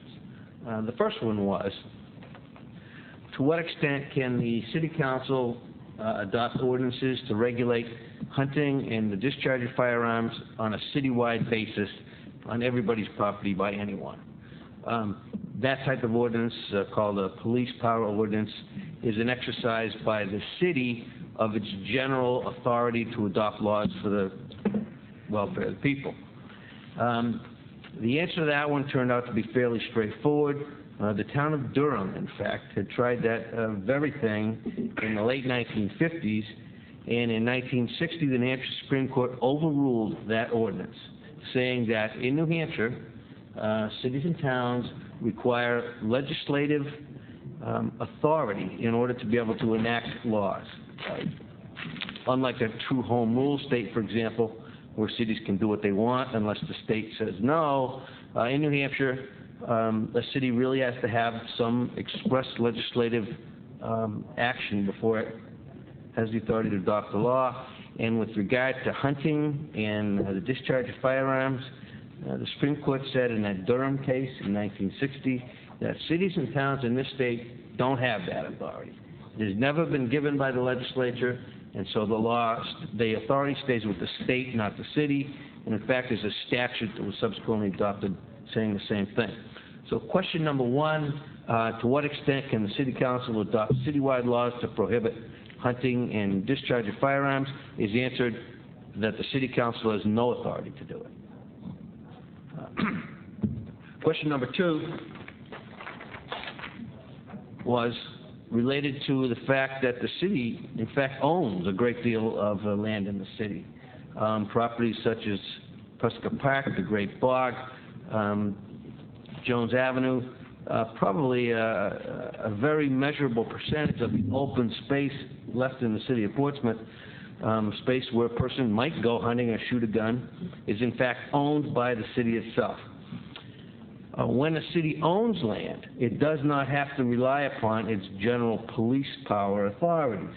When the city owns land, it has the authority to do pretty much what it wants with it, just like each of you would have the authority to do what you want with the backyard of your house that you own. Therefore, the question number two, may the city ban hunting and the discharge of firearms on land which it owns? The answer comes out yes. The City Council has the authority to do that. Question number three, however, deals with the Great Bog, and it provides an exception to the answer to question number two. Because even though the city owns the Great Bog, and therefore would have the authority to ban hunting and shooting in the Great Bog. When the city purchased the Great Bog, it did so relying in large part upon grant funds, either federal or state in origin. And an express condition of the grant funds given to the city in order to buy the Great Bog was the restriction that the city could not prohibit hunting in the Great Bog. Apparently, during the Great Bog acquisition discussions, this was quite an issue. The state of New Hampshire and Fish and Game insisted that the Great Bog be kept open for hunting. Therefore, the city does not have the authority to restrict hunting in the Great Bog. However, the state does. I've given you a statutory citation in the memorandum where the Director of Fish and Game can actually ban or restrict hunting anywhere in the state that the Director feels there would be any threat to human safety. And that really leads to the conclusion that if the city wants to take some action with respect to the Great Bog, the way to do it is by consultation and cooperation with the state. With those three answers to those three questions and all the supplementary materials provided to you in the agenda, I think all the questions presented by the council have been answered. Can we discuss the hands going up, John? Do we need a motion first? Okay, Joanne, you want to give the motion? Yes, I would move that we accept and place on file this report regarding hunting within the city limits, and I have a second. I'd like to... Second. Thank you. All right. Your Honor, if I might, I'd like to thank the city attorney for the work that he's done, because it's pulled in pieces from several areas and put it very nicely in one complete file. And everyone has heard the same thing at the same time, and we all should understand what the answers are, so that people who have been calling, just to let them know that we are not a home rule state. We cannot, therefore, make rules and regulations for Portsmouth. But I do want to express my appreciation for the work that was done in this regard. Did you hear that, Bob? Yes, Your Honor, and I thank Council for that. You're quite welcome, and I think we all feel the same way. Councilor Vandalakis? Thank you, Madam Mayor. Attorney Sullivan, when you say that we can stop hunting on city land, we need to post it like we would our own property, which says the yellow hunting signs that says no hunting. Is that what we have to do, or can we make an ordinance? One of the actions which the council can take is to limit access to the city property. Access in violation of a restriction passed by the council would be trespass. What those signs really do is they trigger the state trespass laws. To post city property in that fashion does not require an ordinance. It requires just a vote of the council. When the council takes that action, what it would be doing is relying upon the state law. If the council wanted to adopt some ordinance and adopt its own penalty, rather than rely on state law, then it would require the full adoption of an ordinance with the entire process at the city council level. Thank you. Yes, Councilor Lund? Thank you, Your Honor. I would just like to recognize Hal Ecker for bringing the bog hunting issue to the attention of the council. I think Joanne Grasso should be commended on bringing it to our attention and looking into this. Bob Sullivan's done a very nice and clear memo, and I would just comment that even if we wanted to prohibit hunting in the Great Bog, I think under the terms of this conservation easement D, where it expressly addresses this, if it ever went to arbitration, we would probably not prevail on that anyway. So, but I think that this has been a very helpful debate, and I think I'm going to support the motion. Good. Anyone else on this side? All ready for the vote then? All in favor? Aye. Aye. All opposed? Thank you, Your Honor. The next item deals with I think, a very positive development for us, the potential purchase of property on Sagamore Creek. And in my report to you, I have provided you with information about 10 acres of land that is on Sagamore Creek, which approximately a year ago, we started to look at to try to find funding for it through the Land Conservation and Heritage Investment Program for purchasing this property for open space. And I provided the City Council with aerial shots of this parcel. It's 10 acres of land right on Sagamore Creek off of Sagamore Road. The parcel would provide an opportunity for waterfront access. Also has a high natural resource value due to the combination of upland forests and marsh habitats. We have gotten good news in that the city has, through efforts with the Partnership for Trust for Public Lands and the National Oceanic and Atmospheric Administration, NOAA, has notified the city that it's eligible to receive a grant of almost $2 million for the purchase of the Sagamore Creek land. This funding would be provided through a congressionally directed award under a new federal coastal protection program known as Coastal and Estuarine Land Conservation Programs. In order to access the money, the city must provide a cash match of $200,000. These local funds are available in the city's conservation fund, which currently has a balance of $286,000, and these funds are available through what is known as the current use penalty. So what we're asking for tonight is to move this along in the process. We'd like to move this to the proposed acquisition of the Sagamore Creek parcel, map 223, lot 25B, to the Planning Board for consideration at its May 15, 2003 meeting, and request a report back to the City Council at its May 19, 2003 meeting in order to continue under our grant schedule. So moved, Your Honor. Do I get a second? Second. Who would like to speak to it? Mr. Councilor Lau? Thank you, Your Honor. This is a wonderful thing and a wonderful idea if we can, in fact, make it happen. It's exactly the kind of thing I keep bringing up, the study circles, that almost all of the study circles indicated they felt very strongly that we need to preserve open space and conserve land, and this will do that. My one question is that this we get the roughly $2 million from the NOAA, we match it with $200,000 cash, and then what is the non-cash match? What does that mean? What that means is we need to work with the land trust to identify other projects that we have done, such as what money did we put into the Great Bog, for example. What have we done to do other open space issues? And we're as a staff reviewing some of the things we've done, and surprisingly enough, there are projects that we have done over time. I mean, we've done the Het property and others.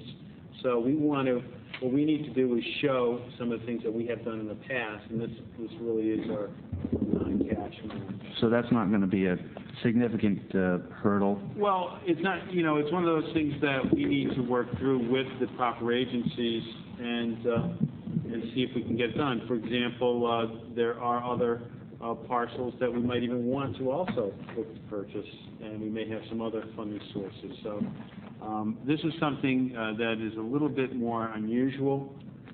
It's a large grant, and they want to see if we are committed to other open space activities. Councilor Hines, and then Assistant Mayor Hanson. Councilor Lown has asked the question that I was going to propose on the non-cash matching part, but I do want to say that quite obviously this piece of land is valuable. It will not always be available, and like a lot of other things, if we don't do it now, we may never have the opportunity again. So I do certainly support this move. Yes, Assistant Mayor Hanson. Thank you, Madam Mayor. I think it's important to note that the city several years ago, matter of fact, 8 years ago, Councilor LaFond and I supported a designation for a conservation fund when we were doing the Stetson property at the time, and we set aside money that when land came out of current use. And I believe most of the current balance that's left in there, the $286,000, is from Tucker's Cove housing development that came out of current use. And what a perfect use for that money. You took land out of current use, and now we're preserving the budding property. So I just think it's a terrific use of those funds. And I thank the councilors that were around then and had the wisdom to set that money aside. Councilor Whitehouse? Yes, Your Honor. May I ask the city manager a question? Your Honor, may I ask the city? John, this 10 acres, has it already been taken out of the original tract of land there that's owned by I think, the Seacoast Mental Health System? I believe it's separately divided, subdivided, It is? yes. Yeah. Now, what will we be losing in taxes, roughly? Any idea? Be honest with you, I don't believe I've calculated that. Does anybody have that question? Roughly. No? How much? A little over $1,000. Is that all? It's probably current use. Yeah, okay. And it'll never come out of Yeah. Okay, I'm going to support it, but, it is upland, it is ledgy, it is tidal marsh, and if they have some growth. I know that area pretty well, and probably would never be developed anyway. But it's good to have it off our tax rolls probably, and in our control. But, well, I will, if I might, Your Honor. Yeah. There was a proposal that's been floated out there for condominiums out there. In that ledge area? Really? Next to the tidal marsh? That's why it rose to our attention. And we felt very strongly as a staff that we wanted to take a look at this. And we talked to the property owners. And actually, the property owners were looking at trying to extend sanitary sewer to that area and to create. And if you look at the aerial photos, you have some unbelievable vistas of the creek. Okay. All right. It's setback. There's a certain setback with the title, so I didn't know if it could be developed or not. Councilor St. Laurent? Thank you, Your Honor. I just want to let the taxpayers know that, and if I'm correct, that this is not going to affect any tax rate. It's coming out of monies that we've already set aside for these purposes. And $2 million is federal money. Yeah. $2 million is federal money. Right, but I'm talking about the $200,000 that's coming out of that we've got to pay. What better use could you do with the $2 million in this particular piece of property? But I'd like to ask the city manager a question: if there are any other proposed acquisitions out there that we're looking at now, other than this particular piece of land? No, at present, we're scouring around to see if there are other open space opportunities, and there might be one or two, but certainly we are looking for grants that would match that. The assistant mayor has assumed the chair and recognizes the mayor. I would like to correct the assistant mayor. Setting aside the conservation funds go way back when I first stepped onto the council, where they bought up pieces of land over by the Great Bog. That was the start of it. It was a fight back then to even get the council to give a buck, okay? And we must hold on to these treasures, because you're just going to have these big developers come in and ruin that land. So I beg each councilor tonight to support it. Point of clarification, that was the designation of current use money that went into the conservation fund. May have been set up 50 years ago, but I'm talking about the council made a conscious decision to take all of its current use money to set aside to add to that fund. Are we ready for the vote? This is city conservation fund. Right, and I'm not disagreeing with you, but you're talking about one thing. I'm talking about something that happened back in the 70s. And Mr. Green is sitting right out there, and you could take... Now, I have the chair now. Let's speak. Very good. Are we ready for the vote? All those in favor say aye. Aye. All opposed? Great. Motion carries. Okay. We want another one, Don. Okay, Your Honor. The next item it deals with another report back, a request of downtown spring sale event at Hanover Street parking lot. And at the April 14th City Council meeting, the following motion was adopted. Moved to refer to the city manager with power at the pilot program with the understanding that there will be no cost to the taxpayers. And as part of the motion, the City Council requested that I report back with the names of businesses that will be participating in the sidewalk sale. And as you're aware, the business owner went back to other businesses in the area, Jennifer Slade, and I've attached a copy of the letter, and she's found 22 businesses that will be participating. We would recommend that we do a Sunday from 12 noon, 6 p.m., that would be May 18th. This comes out of a request, I believe it was from Councilor Whitehouse. The sale will commence after church services. It will be Sunday afternoon. Ms. Slade has all appropriate insurances in place. It should be noted that there will be no lost revenue, and as much as on Sunday, parking is free at meters. In addition, the police department has indicated that they would not need a police officer for this location. It would be self-contained in the parking lot. So I believe this would be an opportunity to provide those 22 businesses with this pilot program at the at the Hanover Street parking lot, and that would be my suggested motion. So moved. Second. Second. Yep. Discussion? No discussion, Yeah. Darrell? Yes. Councilor Whitehouse. Yes, thank you very much. This is one project I certainly support, and I just hope it's successful. And I like to see this maybe moved on, possibly, and used the same concept at the Vaughan Mall, and possibly contacting the new owners of the Parade Mall. Maybe a section of their parking lot could also be used. I think this is a move in the right direction, and I will support this issue. Any other discussion before we bring it to a vote? All in favor? Aye. Aye. All opposed? One opposed, Your Honor. Okay. Okay, the next item, thank you, Your Honor. The next item deals with the request for approval of a poll license, and we have, for your information attached, a poll license agreement from Public Service of New Hampshire for poll on Banfield Road. The request has been reviewed and approved by the Public Works Department, which imposes no impact to existing city infrastructure. So moved. Second.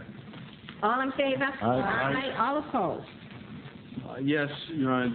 Another report back is from the Planning Board regarding the city's proposed purchase of land for the purposes of reactivating the Harrison Well.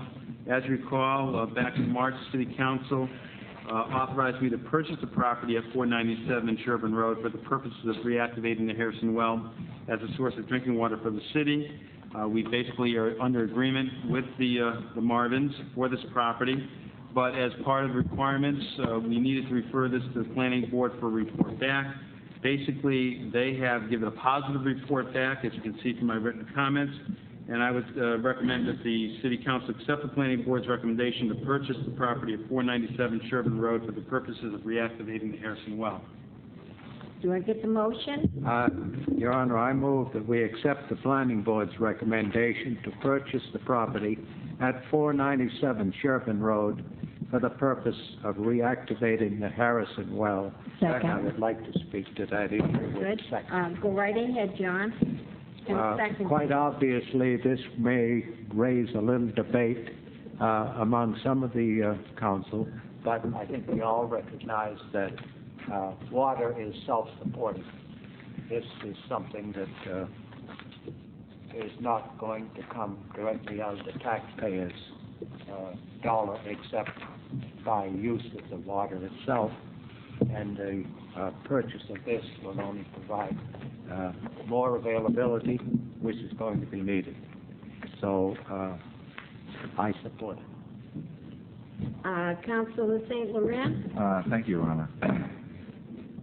I have no problem with this, other than the fact that I noticed that the Planning Board have said that by purchasing this land, the city would protect the well from adjacent land uses if the lot is not purchased.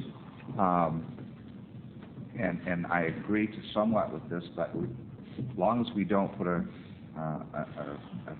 tough situation on the people who presently live there now. In other words, if we put restrictions, on their local property, on the houses there now, I'd hate to see that create a problem for these people. So John? We're not going to be doing The Assistant Mayor first, and then Councilor Lau. My understanding is that the cost of this is going to be further reduced by the offset for the sale of the property. And are you going to be coming back to the city council for authorization to do that, or are you looking for authorization as part of this motion to do that as quickly as possible? That, I think, would be an excellent amendment. I should have probably said that. So moved. Second. Discussion, Brad, you're next. Yeah, I think this is prudent planning for the future. I also think that the city manager should be commended on the very astute negotiating that he did with Lonza, which resulted in the, as I understand it, the majority or all of the purchase price to be paid for by a business. Councilor Whitehouse? Yes, may I ask the city manager a question, please? Yes. John, how will this property be disposed of? I'm talking about the farmhouse and the surrounding land. What we will want to do is we'll probably keep a radius around the well. The house and the barn associated with it, we'll probably have a small piece of land that we would subdivide and go to the planning board with. What we'd like to do is we'd like to do it similar to what we've done in the past with, for example, the Public Works facility. We used a local person to do, we would have a minimum bid, and then we would then either do it by sealed bid or by auction. I think what we would have to do is we'd probably do it by sealed bid with a specific minimum bid. So that's how we would proceed with that. Okay, thank you. And we'll keep you advised. Councilor Grasso? Yes, question to the city manager. Hopefully this will be passed this evening. How long do you anticipate it would take to reactivate the Harrison well? Dave, how long before we can reactivate? We're within a year, about a year. Great, thank you. Maybe we could repeat that answer so the folks at home could Yes, that's a good point. The Deputy Public Works Director indicated it'd be approximately a year for reactivation of that well. The assistant mayor has assumed the chair and recognizes the mayor.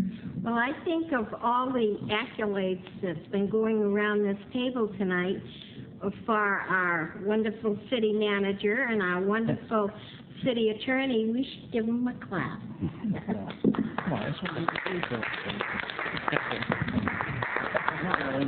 It doesn't mean a raise, it's just a clap, okay?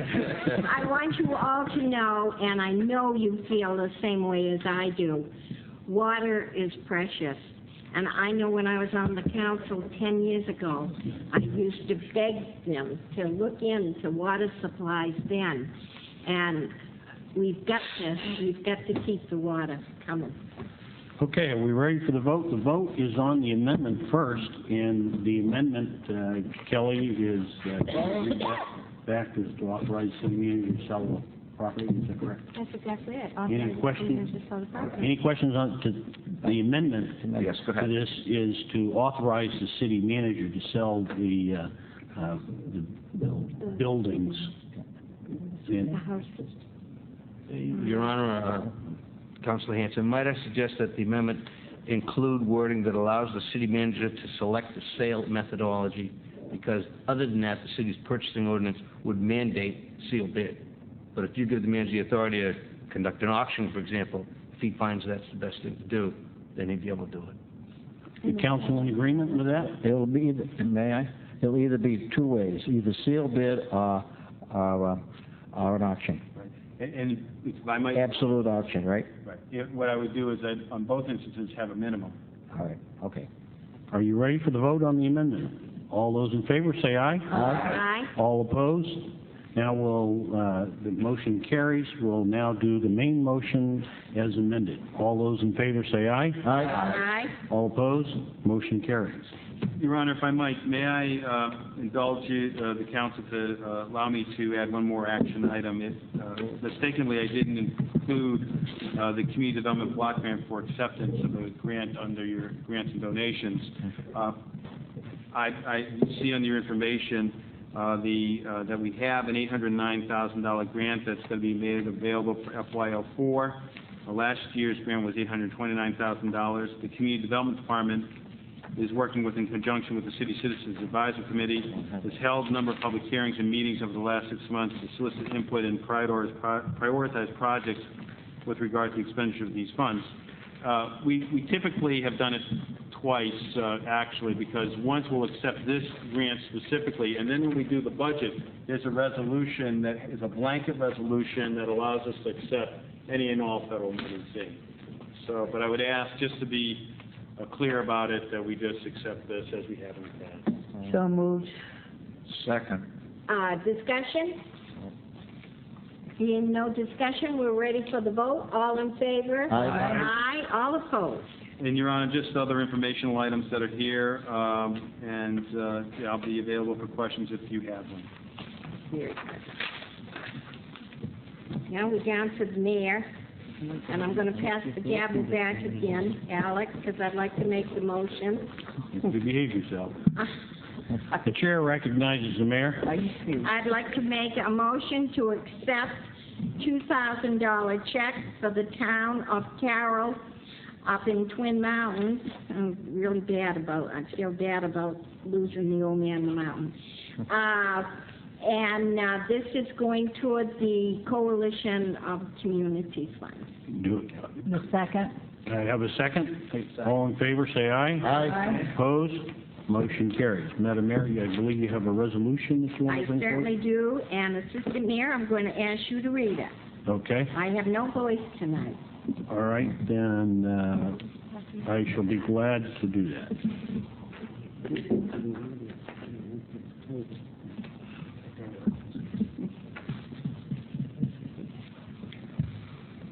Is this our resolution number 8 or something? No, that's not. I'll put it in the... Okay. Resolution number 8, 2003. New Hampshire for a health care resolution. Whereas New Hampshire residents pay the second highest cost for insurance in the country, and whereas the cost of health insurance premiums for family has increased 45% over the past 3 years, and whereas 100,000 New Hampshire residents have no health coverage, and 77% of them has a full-time worker at home, and whereas due to these rising costs, almost half of New Hampshire small businesses cannot afford health coverage for their employees.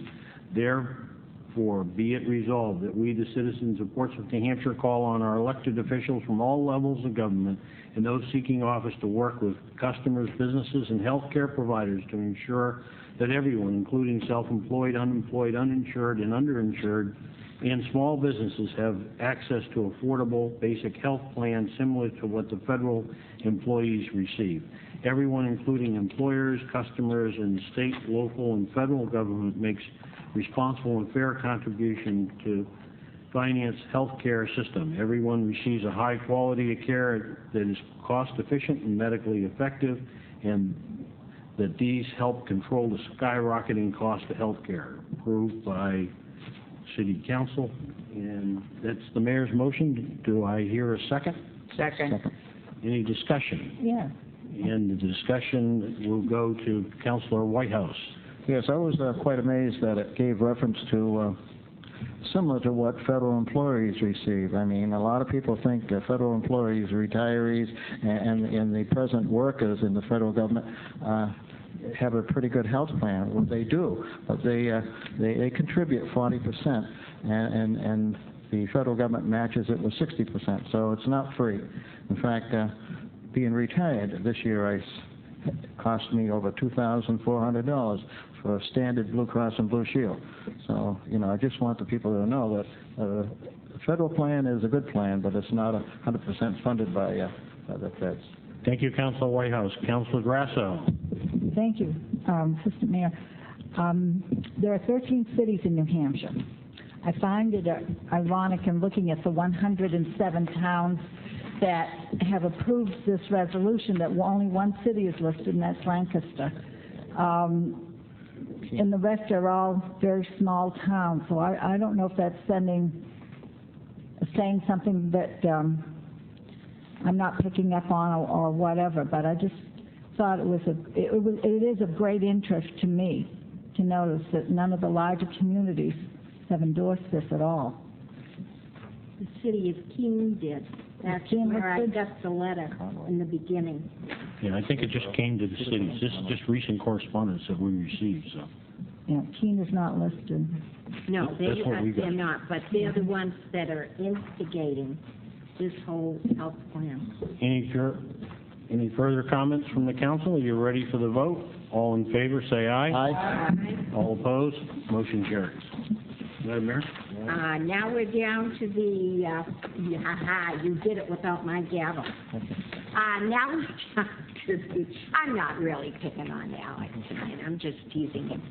Now we're down to the appointment applications and Recreation Board. This is consideration only. Paul Holaris. Now, let's see, I got just a few things under reports. I know it's getting late, everybody, so I won't be long.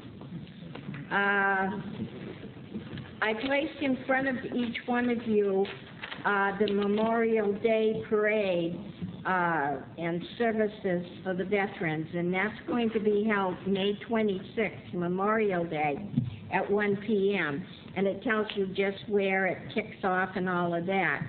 I was approached by a few people wanting to do something for the fighting men and women who are heading back to us after fighting the war on terrorism.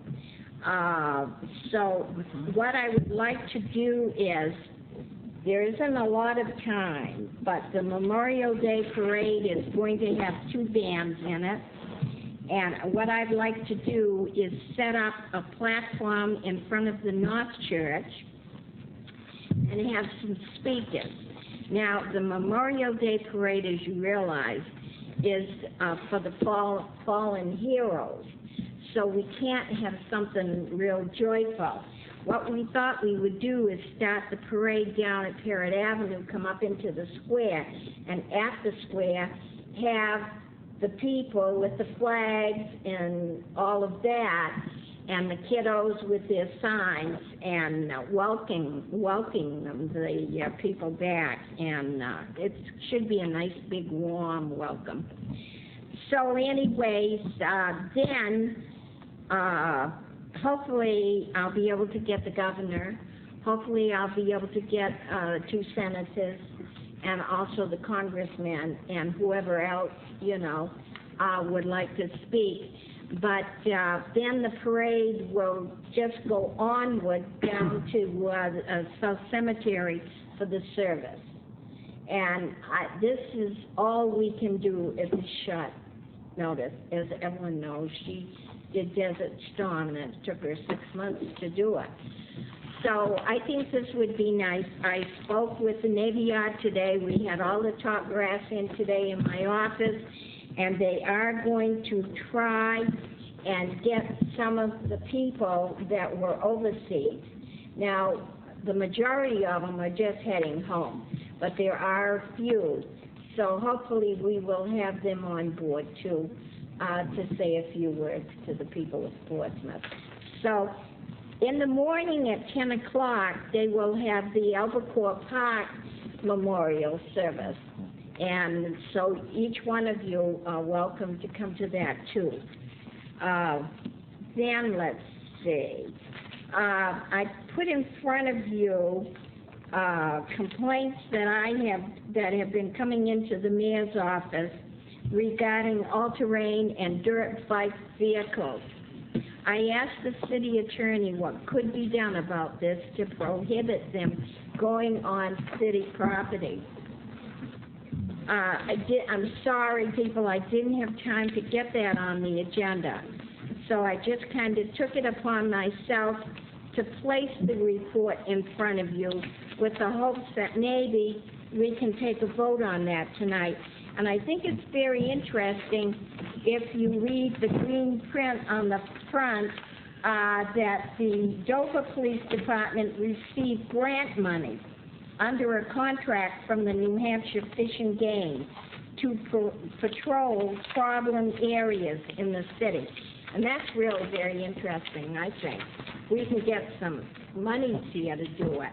But I'd really like to make that a motion to take a vote on that. I had many people call up in the Dodge area, and I know John has too. That's our neighborhood, and I just had the Herseys are very upset.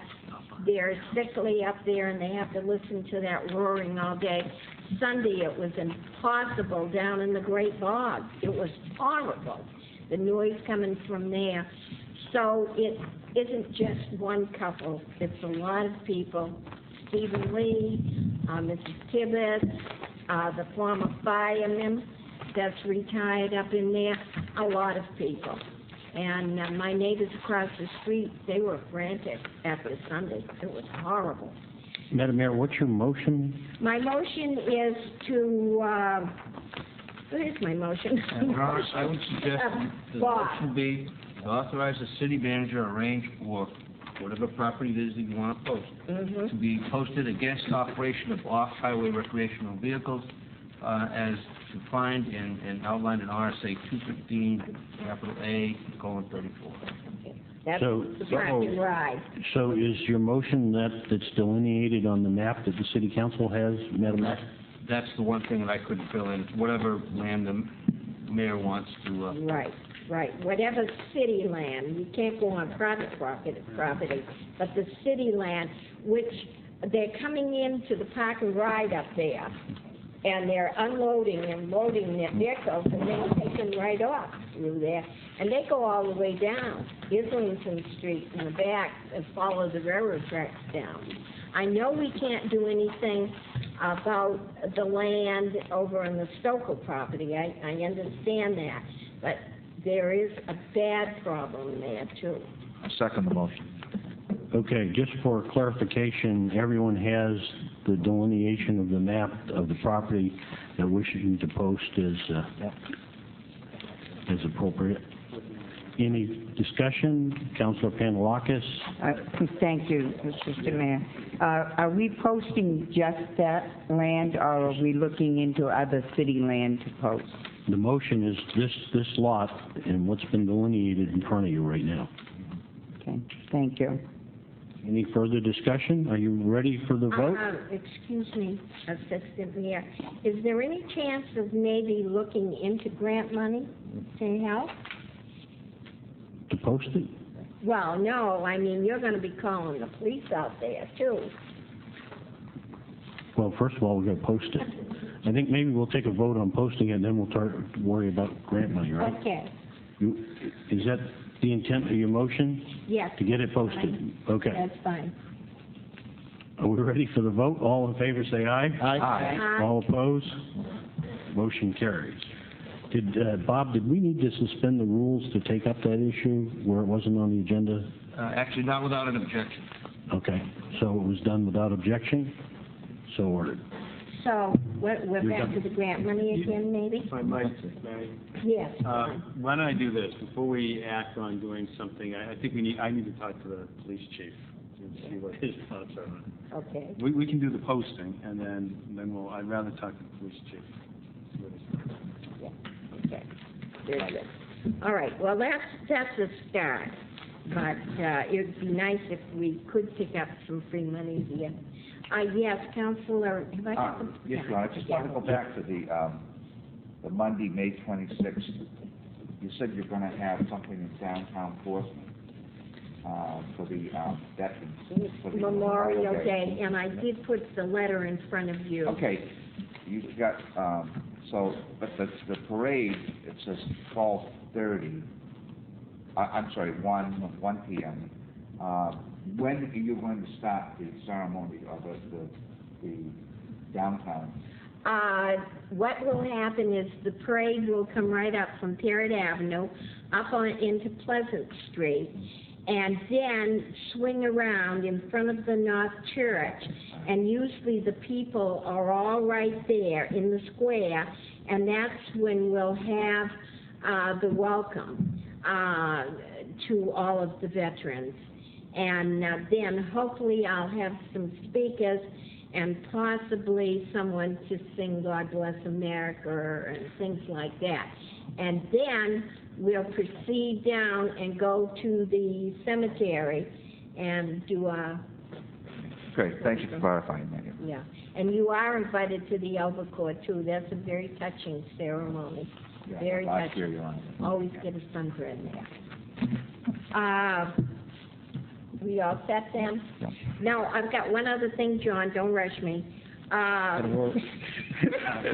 Members of the Mayor Blue Ribbon Committee for Trees and Public Greenery.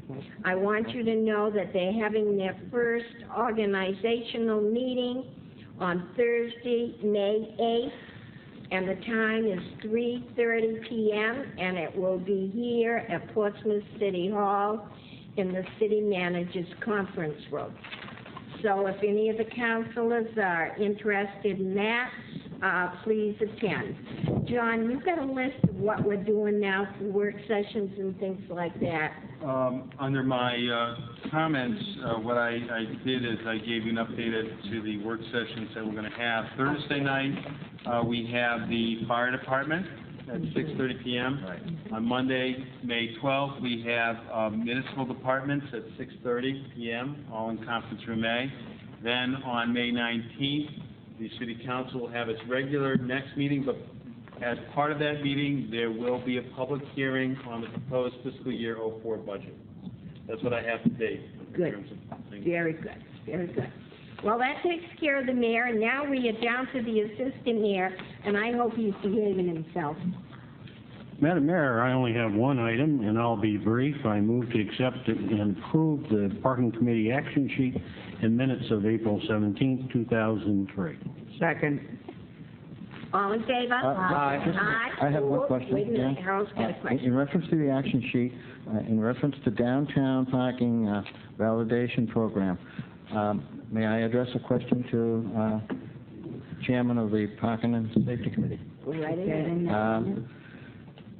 When do you plan on notifying the public on this new pilot program? I think it's a good program, and I think the public, if you're going to start it June 1st, should be notified very early. Good question, Councilor Whitehouse. Today, the Downtown Merchants Association was soliciting other merchants because we said it would not happen unless we had participation, and I believe we needed to have I believe they've got 20 people already signed up. So they were doing that this afternoon. Once that's relayed to the city manager who's going to be purchasing it, we've got to do the posters, a press release, and it is limited to 4 hours on the validation. But the individual businesses will have signs. We're doing a press release, but that doesn't help out-of-towners.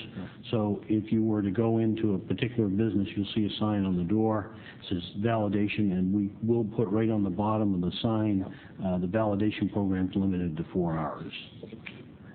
So they're actually purchasing, the merchant is purchasing in advance. Yeah. I think it's a good program. I just want to get the word out and let the public know. I think the merchants will do that, and we'll get the press release out. Councilor St. Laurent, and then Councilor Pandalakis. Who is going to bear the expense of making up the posters and the tickets? It's all in the budget. It's all part of this cost. It's very, very inexpensive to print off these stickers. It's in the parking and transportation budget. From the meters and all that? Oh, yeah. And from the parking garage. From the okay. I think the city manager might have had something to say. Just the posters are probably going to be just, pronto printer, so it's very inexpensive, posters. But we're also, these are going to be, there's a discount on these too. Yeah. So I mean. Well, the discount's not much. Remember, it's only 10%, which we think is the shrinkage.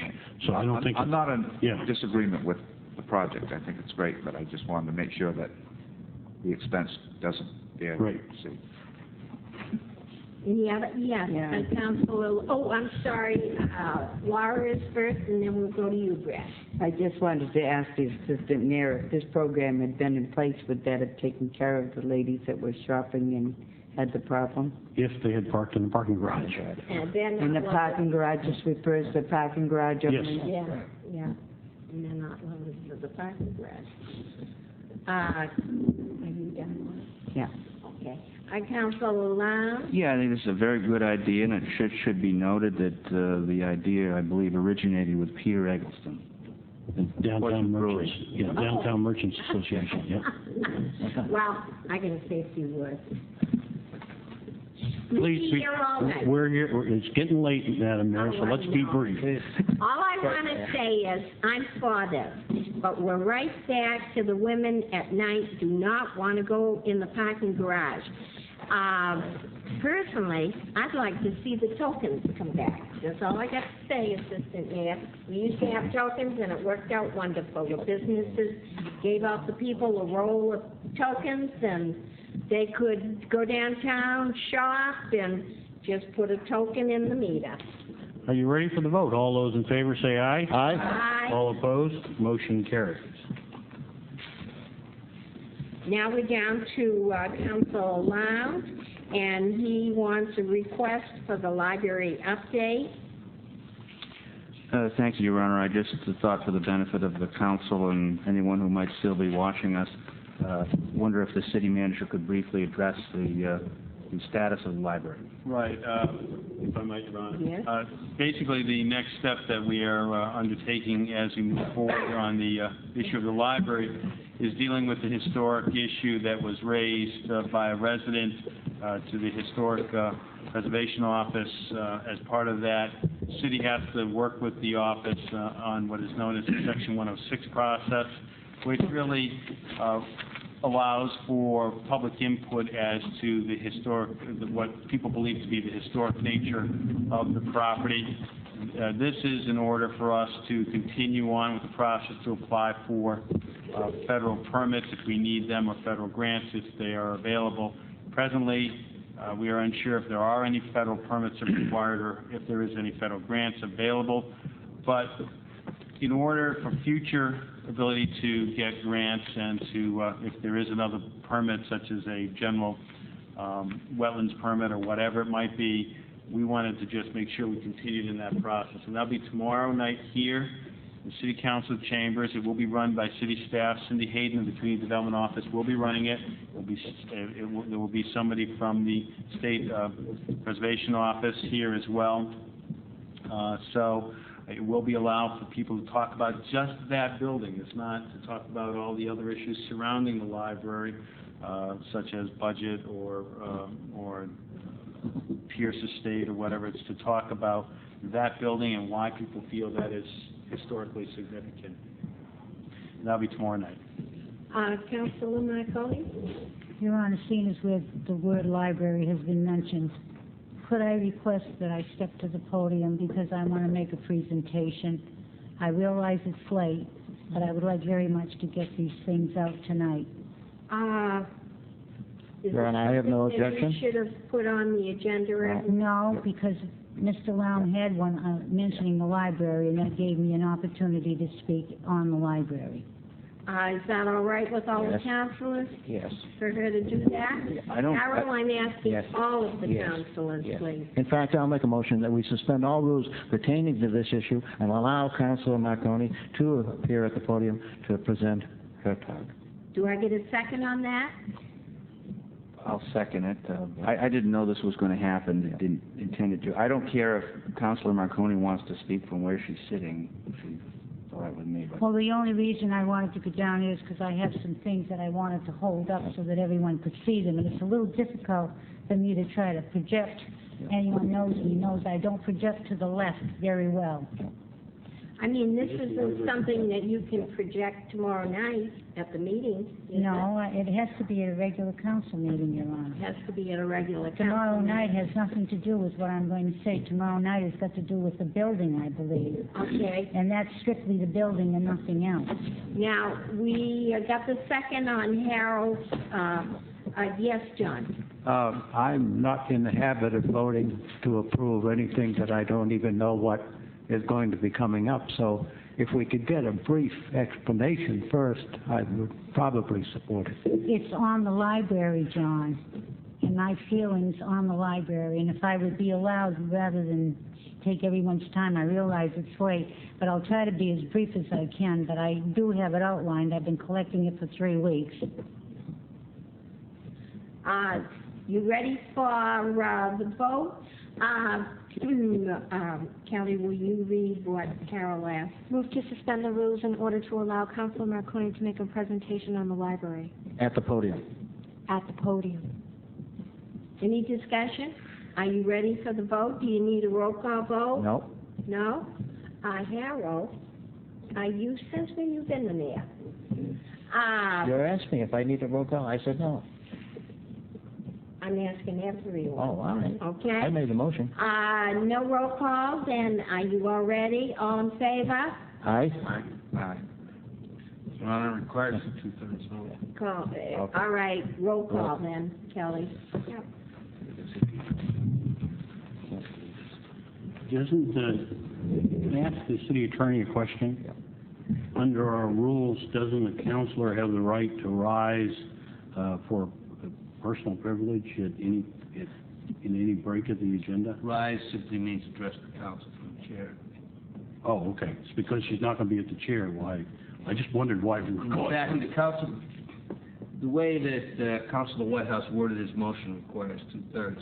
It could have been worded differently and required a majority.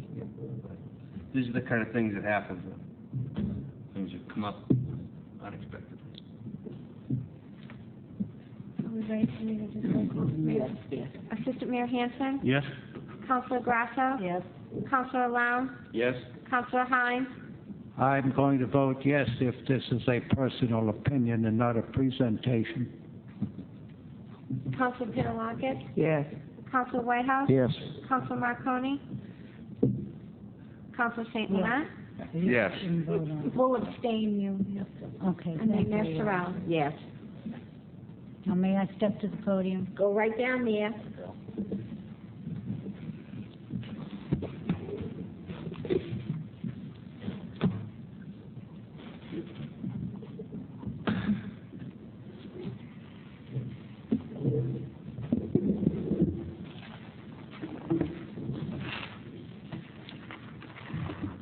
I'll try to be brief because I know it's late and I'm just as tired as everyone else. Thank you for allowing me to speak from the podium. I felt I wanted to be able to face my fellow councilors and you, Mayor Sorrell. And I'm ready at the very end of my issue with the library, so this presentation is necessary. So thank you for your attention.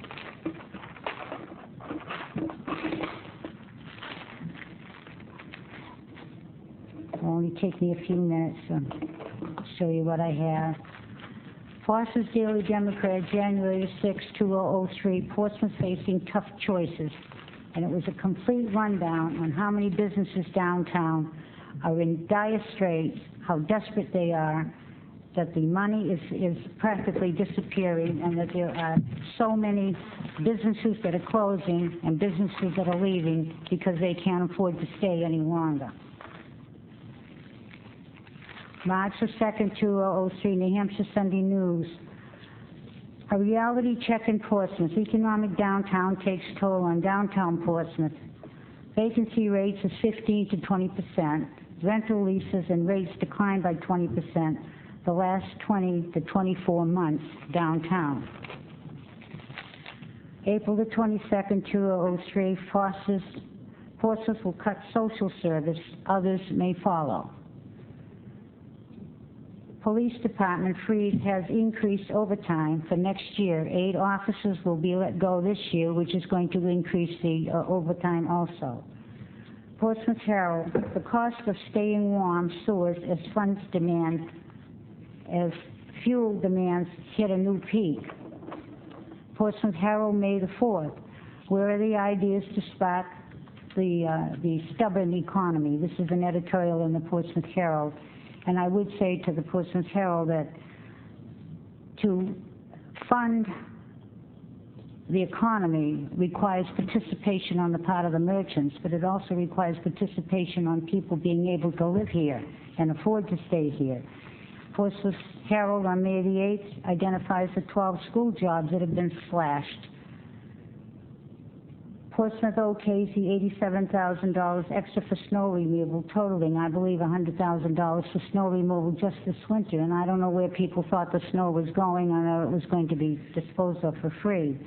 the union leader on 83201. More people will visit libraries, but they don't go there for the books, they're going there for the computers. And that is a national thing that was done in 2001, and it has come out but hasn't been published locally or in any of the state newspapers. Check how many homes and businesses are for sale in the city. No one can afford the taxes. I really feel that it's necessary to table or put on hold the library for a minimum of 1 year until we are at least clear on our income.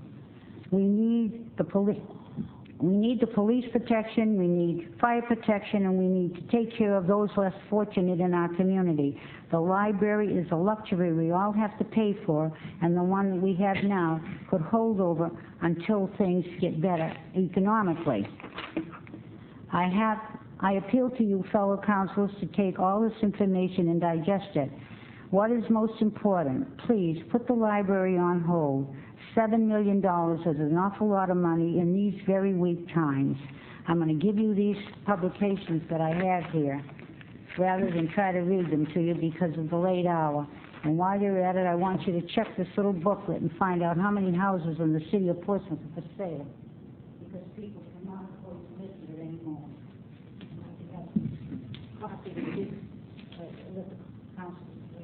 Okay.